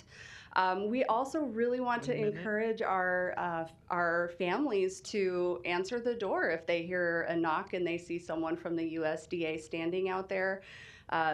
We would love to have our community's participation in getting those traps set. The area is a lot of neighborhood and a little bit of parks and a little bit of urban. And so if we don't have the cooperation of our homeowners to help us with this, we may not reach that goal. So we are certainly encouraging that. It is an absolutely humane type of trap. There is no pain or injury to the animal. It's your typical cage type of trap that has a bait in there that is attractive specifically for raccoons. And those traps will be checked frequently, and we will get them released as quickly as possible. We recommend that if people do see wildlife or other animals out in public or near their home that are acting strange, that they should call the Humane Society. Commissioner Morgan. Dr. Hughes, thank you for being here. And I know you were on the news last evening also about this. It's nice to have you here when you're not talking about COVID. Thank you. But one quick question, and I don't want you to answer unless you're comfortable. I'd love to know if it was near 40th or 180th or northwest or southwest. If you can say where the cat was found, just might be nice to hear that, but you don't have to answer if it's something you shouldn't. Absolutely. We're not releasing the exact address where that kitten was found, but I can tell you that the radius that we're working in right now, it's about a 3-mile radius, and it is F Street to Fort Street, so F Street on the south to Fort Street on the north, and then 72nd all the way to the Missouri River. At this point, we're not going into Iowa or down into Sarpy County. Perfect. Thank you for that. Absolutely. Okay, no other lights. I have one question. Sure. Since this happened, has there been an increase in calls to your office or through the Humane Society or through the veterinarians about people thinking that their animal might have it or that they want them to be tested in case they have them? Has there been an increase yet in calls? My understanding is that as of yesterday's press conference, yes, there has been an increase in phone calls to pretty much all of those organizations. And we have boosted our staffing on our information line. So if you remember back to COVID, we had an information line stood up. And that has been one of our best things that we have put in place for the public. And so we are boosting up our staffing there. If people just have general questions, they're welcome to call our information line, which is 402-444-3400. If people see an animal that's acting strangely, or they're concerned, or they see roadkill, if it's an animal-specific issue where they believe there's an animal that needs to be collected, then they can call the Humane Society for that, and their phone number is 402-444-7800 extension 1. And this might be a stupid question, but so can rabies be transmitted through fecal material to another animal, or do they actually have to be bitten to have the rabies transmitted? That is not a dumb question at all. So the only way that rabies really transmits is through saliva. So it's really the bite that we worry about, or if animals groom with their tongues, and so claws, if you get scratched, can be a concern if you know an animal has a rabies infection, but it's that saliva that we worry about, not fecal material, not blood, not fur. Okay, all right.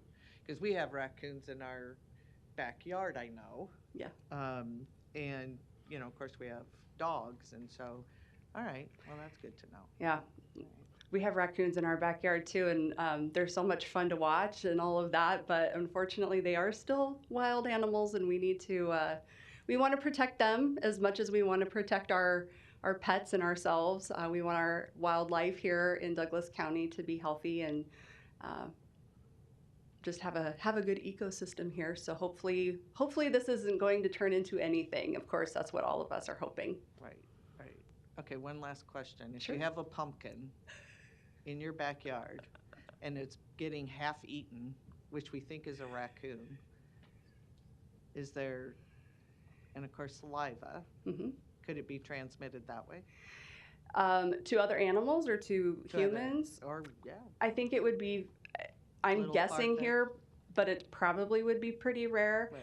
From the human side, I'm going to say if you do decide to dispose of that, maybe throw on a pair of gloves as you do that. Okay, great. Commissioner Rogers? Okay, that just posed, so it's totally not, I mean, I was at a place where I saw a few mosquitoes. It totally hadn't broken yet. So say you have a scenario, raccoon eats that, mosquito goes to this pumpkin, and you get bit by a mosquito. No. Okay. I don't believe any type of transmission like that has ever been detected. And I will say that the United States has the strongest rabies surveillance program in the world. So I think I'm pretty confident that if that had happened, they would know about that. All right. All right. Thank you so much for your time today. Here. We'll watch for updates. With that, we will move to our public hearings. Our first is a public hearing for Class D 125938 license for beer, wine, distilled spirits off sales for Come and Go at 18908 Q Street. Manager application is Jonathan Mileham, 6819 Giles Road, Papillion. This is the public hearing. Is there anyone here wishing to speak during this public hearing for this license?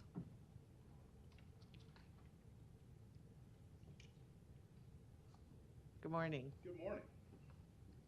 Jason Johnson, 523 Forest Drive, Council Bluffs, Iowa. So district supervisor for Come and Go. So I believe legal told me they have all the paperwork in and submitted now. So I just wanted to make sure everything was okay. So that's all I wanted to say on your behalf. Thank you. Thank you. Anyone else wishing to speak during the public hearing? Seeing none, I will close the public hearing. What is the will of the board? Motion by Commissioner Morgan, seconded by Commissioner Rogers. Please vote.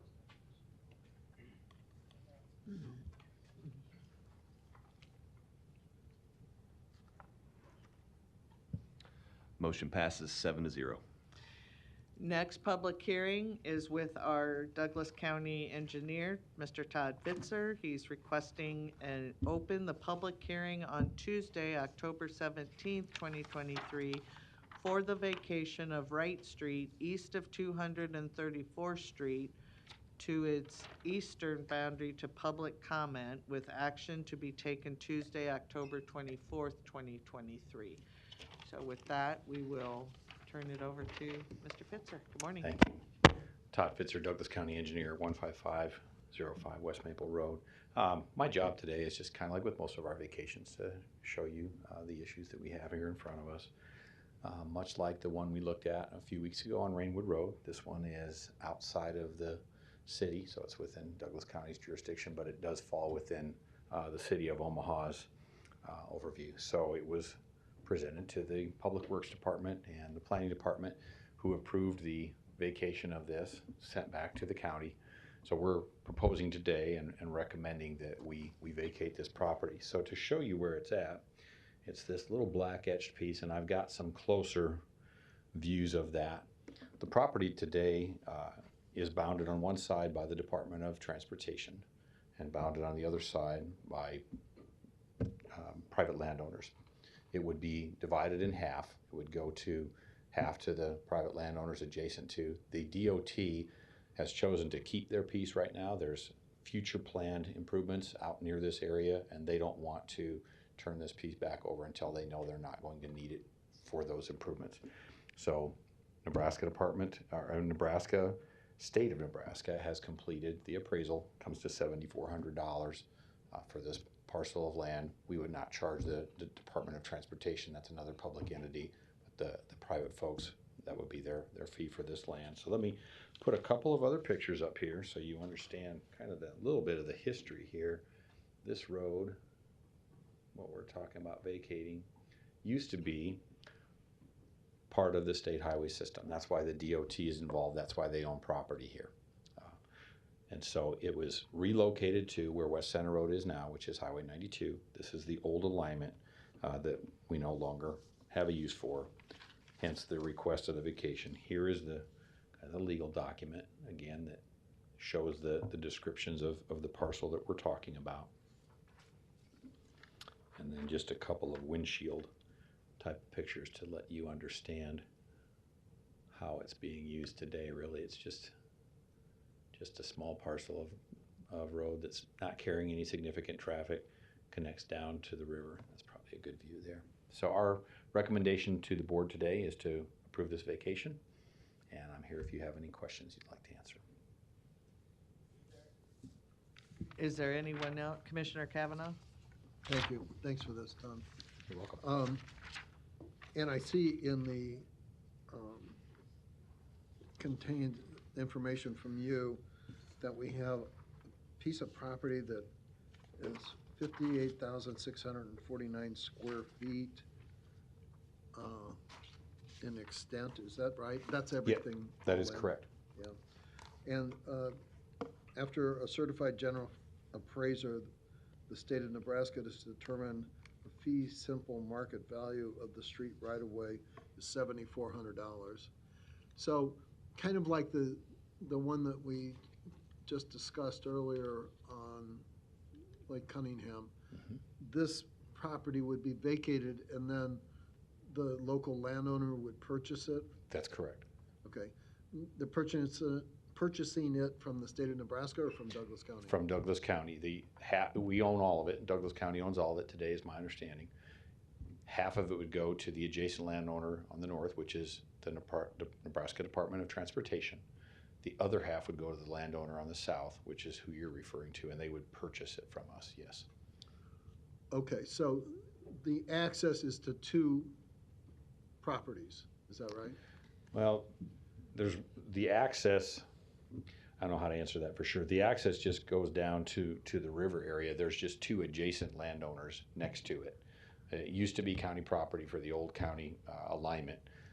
That was essentially abandoned when they built the current road that you have today, which the DOT owns all the property from West Center Road down to this property. So we would normally, when we vacate a property, we divide it along the center line, and half goes to each adjacent landowner. And these that's properties, are they agricultural, residential, commercial? I would say they're residential, for lack of a better word. I don't know that there's, maybe these gentlemen could answer better. I don't know that there's a full-time person that lives there, but there is access to properties down near the river. The DOT part is just, it's a publicly owned transportation right of way. It's none of those, it's not zoned any of those things you just mentioned. It's just for the road. And this goes through, everything about this property goes from public to private. It becomes a private property. Well, half of it, the half that we would turn over to the adjacent property owners to the south would become private property. The other half goes to the Department of Transportation, and it would remain public property, but owned by the DOT, not the county. Okay. And the part that goes to private property goes on the tax rolls. That's correct. Thank you. You're welcome. Any other questions or comments during the public hearing? Yes, good morning. Good morning. Morning. Good. I'm John Wolbert. This is my brother Don Jr. 23637 Wright Street, Waterloo, Nebraska. So I live at the, I can't see it on that one. I live on the other end of Wright Street. We are the owners of the farm that this property dead ends into. Whenever you have a dead end road, you have problems. Trash dumping, probably some illegal drug things going on down there. So that's the big reason why we're kind of pushing for this. So I guess if you've got any questions, we can sure answer them for you. Well, thank you for being here today for this. Commissioner Kavanaugh? Thank you. So you live down here? Yes. Okay. So I do not live down at the area that's being vacated. Right here. Our family farm is up on the other end of Wright Street. That's also a dead end to the west. But our okay, but family. this entire road, is it access in part your residence? Yes. Okay. So when this becomes vacated and you buy it, it kind of becomes like a long driveway. Yes. Yes. And that's what you want? Yes. So we'd like to gate it off so that, yeah, people can't get down to that dead end area. Sure. Yeah. So sometimes it snows around here. What happens with snow removal out in this area? Well, right now it is a county maintained road. Yeah. And so the county plows the snow off of that, and they do plow it up to our farm. So, and that should continue the same. The part that goes to the east that you're vacating, we would be in charge of taking care of that. But it will be a closed road in the wintertime. I mean, all the time. So sure, there really isn't. So is this kind of an acreage, or is this a farmhouse? Is that a surrounding area of land that you farm? Well, our family owns 200 acres in that vicinity. This whole area from here across to the river, all the way back up through here. Okay. So. And it looks like it's in some kind of crops, right? Yeah, that's been a pasture down there along the river, but Pasture. in that area. But yes, it's everything's cropped around there. Yes. Okay. So it's your question earlier. It is ag land. It's in the floodway, so it's minimal value that way. Right. The river there, just to the east, is the Elkhorn. Yes. Thank you. You bet. Thank you. No other lights? This agenda item does have us taking action next Tuesday, October 24th. But with that, I can close the public hearing, and then we will have an agenda item for approval on October 24th. Thank you.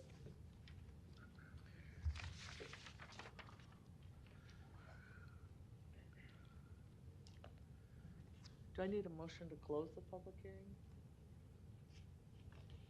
I don't, sorry, Danish County Clerk, I don't think we need to, but if Teresa disagrees, so. Just for the record, we probably, We can. yeah. Okay, Motion to close the public hearing. Second. Motion by Commissioner Morgan, seconded by Commissioner Friend, and again, the action item will be on Tuesday, October 24th. Please vote. And this is, it might show up like you're approving the item, but this is just to close it. Close the public hearing, yeah. I'll just go ahead. No, you don't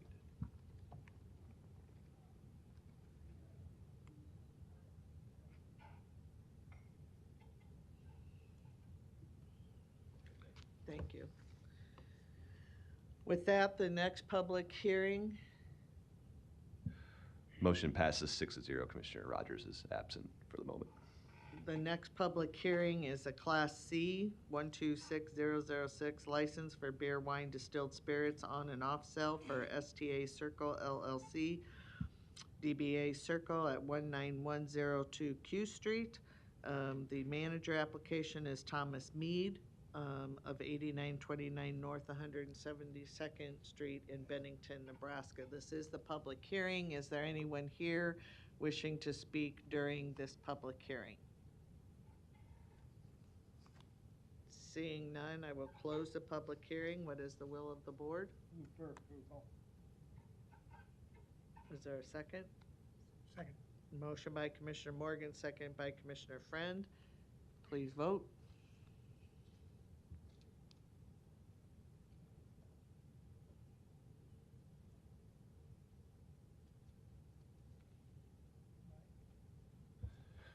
Motion passes 6-0. Next is a public hearing for Class D 125976 license for Casey's Retail Company at 4902 South 202nd Avenue in Omaha, Nebraska. Manager application is Crystal Carter of 1616 Northwest 54th Street, 4th Court in Lincoln, Nebraska. This is the public hearing. Is there anyone here wishing to speak during this public hearing? Good morning. Good morning. Jeff Brockman, 1362 South 196th Street, and I'm manager of the Casey's representing. So, any questions or anything? Okay. Anyone else wishing to speak during the public hearing? Seeing none, I will close the public hearing. What's the will of the board? Move for approval. Second. Motion by Commissioner Morgan, seconded by Commissioner Friend. Please vote.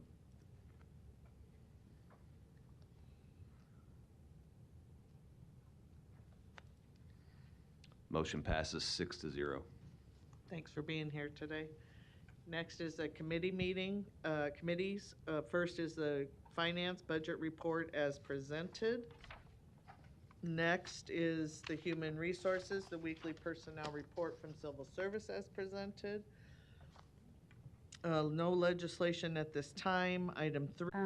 The election commissioner signed up for a new term, and we had to set the salaries for the next 4 years. And so what we did is we did research on other areas of our population size of voting to see what that pertained to. And then we looked at just what, what kind of compression would cause of setting the salary. So we proposed what we put in the agenda item, that it would be a 6% to 2024, and then 4% going to 25, 26, and 27.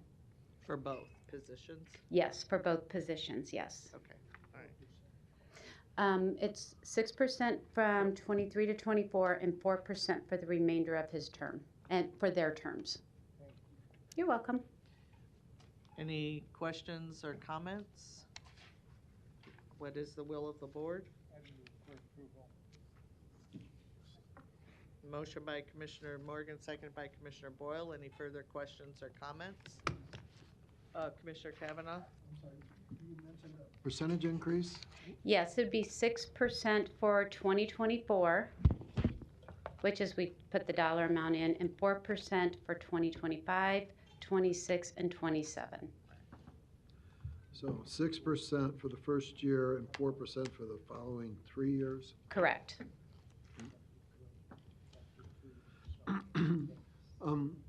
Do we do these in 4-year increments? Or? This one is required because he is appointed, and so these two particular positions are required to set it for the 4 years before they take office. Okay. And do you know in the last 4-year increment that we did what the percentages per year increases were? Yes. Okay. He was he was underpaid, and so we did 8% from 2019 to 2023. 8% in total or 8% a year? 8% for 2019, 20 for each year, 8% to get him up more into market with the other counties of our population for voters. Okay, and this is based on comparables? It's based on comparables and, you know, making sure that there's no salary compression for his manager over there. Yes. Right. Could you tell us real quick who we compare to? Oh, off the top of my head, there is Johnson County. In Nebraska, I'm sorry? No, there's no comparables for Nebraska. The voting population for, we looked at Lancaster and Sarpy, and their registered voters do not even hold a light to what Okay, ours so are. what, like towns, like is it Kansas City or is it Des Moines? Kansas City, there was one in Minnesota, Des Moines, let me think which other one. There was one in Colorado, but we kept within our area basically of the geographic. We did not go to Cook County, Illinois. Right, but we're looking for comparable population centers. Correct. Okay. And registered voters. Comparable population, yeah. Kind of break out. And these 4 were in that plus Yes. or minus category? Yes, they were, yeah. Okay. And these percentages and these dollar amounts equal kind of an average of what those 4 are compensating their election officials with? Pretty much, yeah. There's one that's really under, so we kind of balanced them out. Right. So. Is it the same array of 4 that we used in the last go-round? Yes. Okay. And if you know, were we high, low, or in the middle of that array? Low. We were low. Low the last time. We're pretty much in the middle on the lower part, yeah. Okay. Thank you. Thank you. Thank you, Colleen. No other questions or comments on this?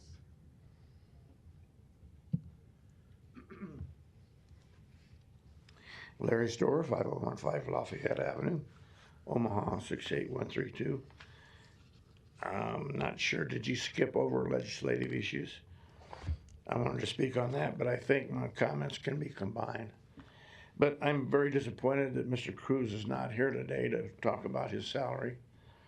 I would like Douglas County to lead the way in the nation to a discussion of election commissioners, who's elected and who's appointed and who pays the salary, but also how they can be held accountable to the general public. And the general public across America, what's becoming we the people, are very upset with the denials of election officials and state officials to answer the questions about the possibility that there was a lot of irregularities in the last election and the continued use of these machines. So I'm against a salary increase. We didn't appoint him, but I'm against a salary increase until we can have a joint meeting here in these chambers for Douglas County Board to lead the way to discuss not only the elections and the election commissioner's duties and Secretary of State's denials of information that's been requested in regards to it, because we the people want some answers. We don't want this business about there's no evidence, because people will not hear the evidence. We the people want the evidence discussed. If it's proven in these chambers that there's no evidence that these machines stole the election. Maybe it wasn't the people, but it was the damn machines, okay?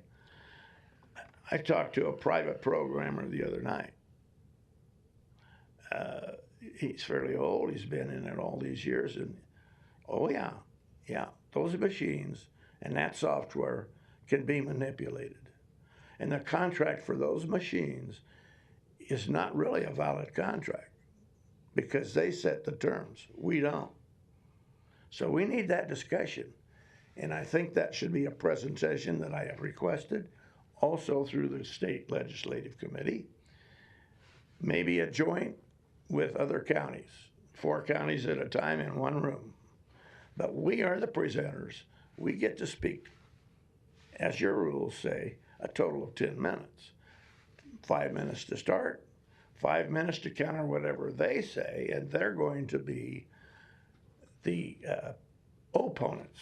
We'll be the presenters and the proponents, we the people, but they will be the opponents. They only get to speak once for 5 minutes at the most, but we can call them back up to the stand if we want to, and we can make comments about them when they go back to their seats if we want to, like your rules say. Thank you. I just have to make a comment that our election commissioner and Secretary of State have been most responsive, and we did have a secure and fair election here in Douglas County. Commissioner Morgan? Thank you, Commissioner Borgeson. I have to say that it is one of the finest commissioners said 3 or 4 years ago, Mike Boyle, Brian Cruz, that we were very fortunate to have Brian as our election commissioner. And he spoke as a former election commissioner when he made the statement. And I think we have a real thank you due to Brian Cruz and all of his people that work there. And he deserves this increase in his salary, as Colleen so well stated. So I'd make a motion that we move to approve. There was. If that's okay. Yeah, But- there and was. you made the original motion. Yeah. Commissioner Okay, I Morgan. just want to be sure. Yep. Commissioner Kavanaugh, do you have your light on? Just a follow-up to what Commissioner Morgan expressed. The election commissioner's office, Mr. Cruz as the election commissioner, does a great job of getting us fair and transparent elections. I've personally handled more recounts in the state of Nebraska probably than any other living lawyer, and I have had nothing but good experiences with the election commissioner in Douglas County. We have fair elections here, there's no question about that, and any objective view of that by anybody who knows anything about elections will prove beyond a shadow of a doubt that we have fair and transparent elections here. I've said this before in the past, elections are the air supply of our democracy. And so investing in fair and transparent elections is in our best interest to have a functioning representative democracy, and we do.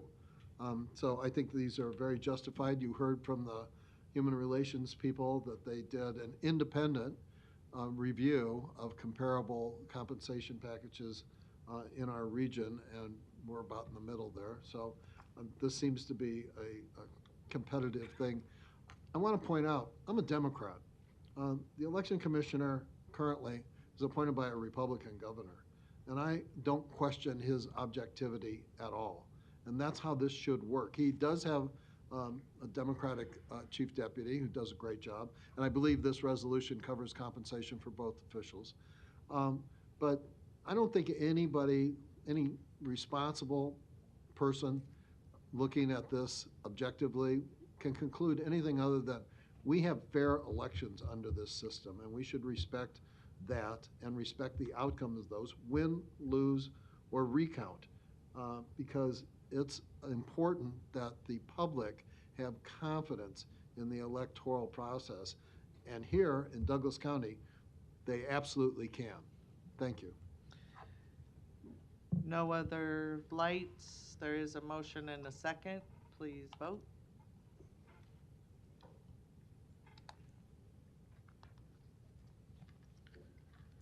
Motion passes 7-0.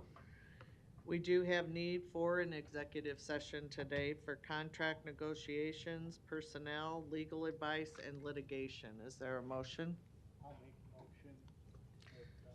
We go into executive session for those purposes that you just stated. Is there a second? Chair, I believe we also need labor negotiations, if I remember correctly. And labor negotiations. Thank you so much. Labor negotiations, contract negotiations, personnel, legal advice, and litigation. Could I make one other comment? Thank you, Madam Chairman. I want to thank Dan for the excellent job he does. And I want to also say it's nice to have Ellen back as your sidekick. So thank you to see Ellen. All right, please vote.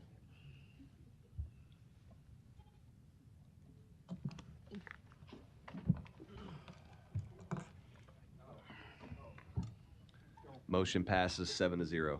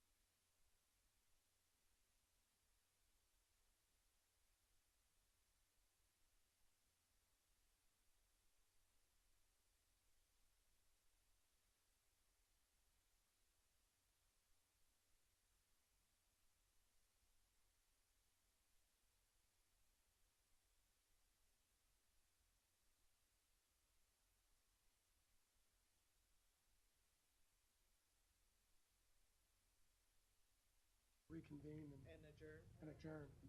Is there a second? All right. All in favor? Aye. All right. Motion, you bet. Motion to reconvene and adjourn by Commissioner Friend, second by Commissioner Garcia. Motion passes 6-0. We're adjourned at 1:24 p.m.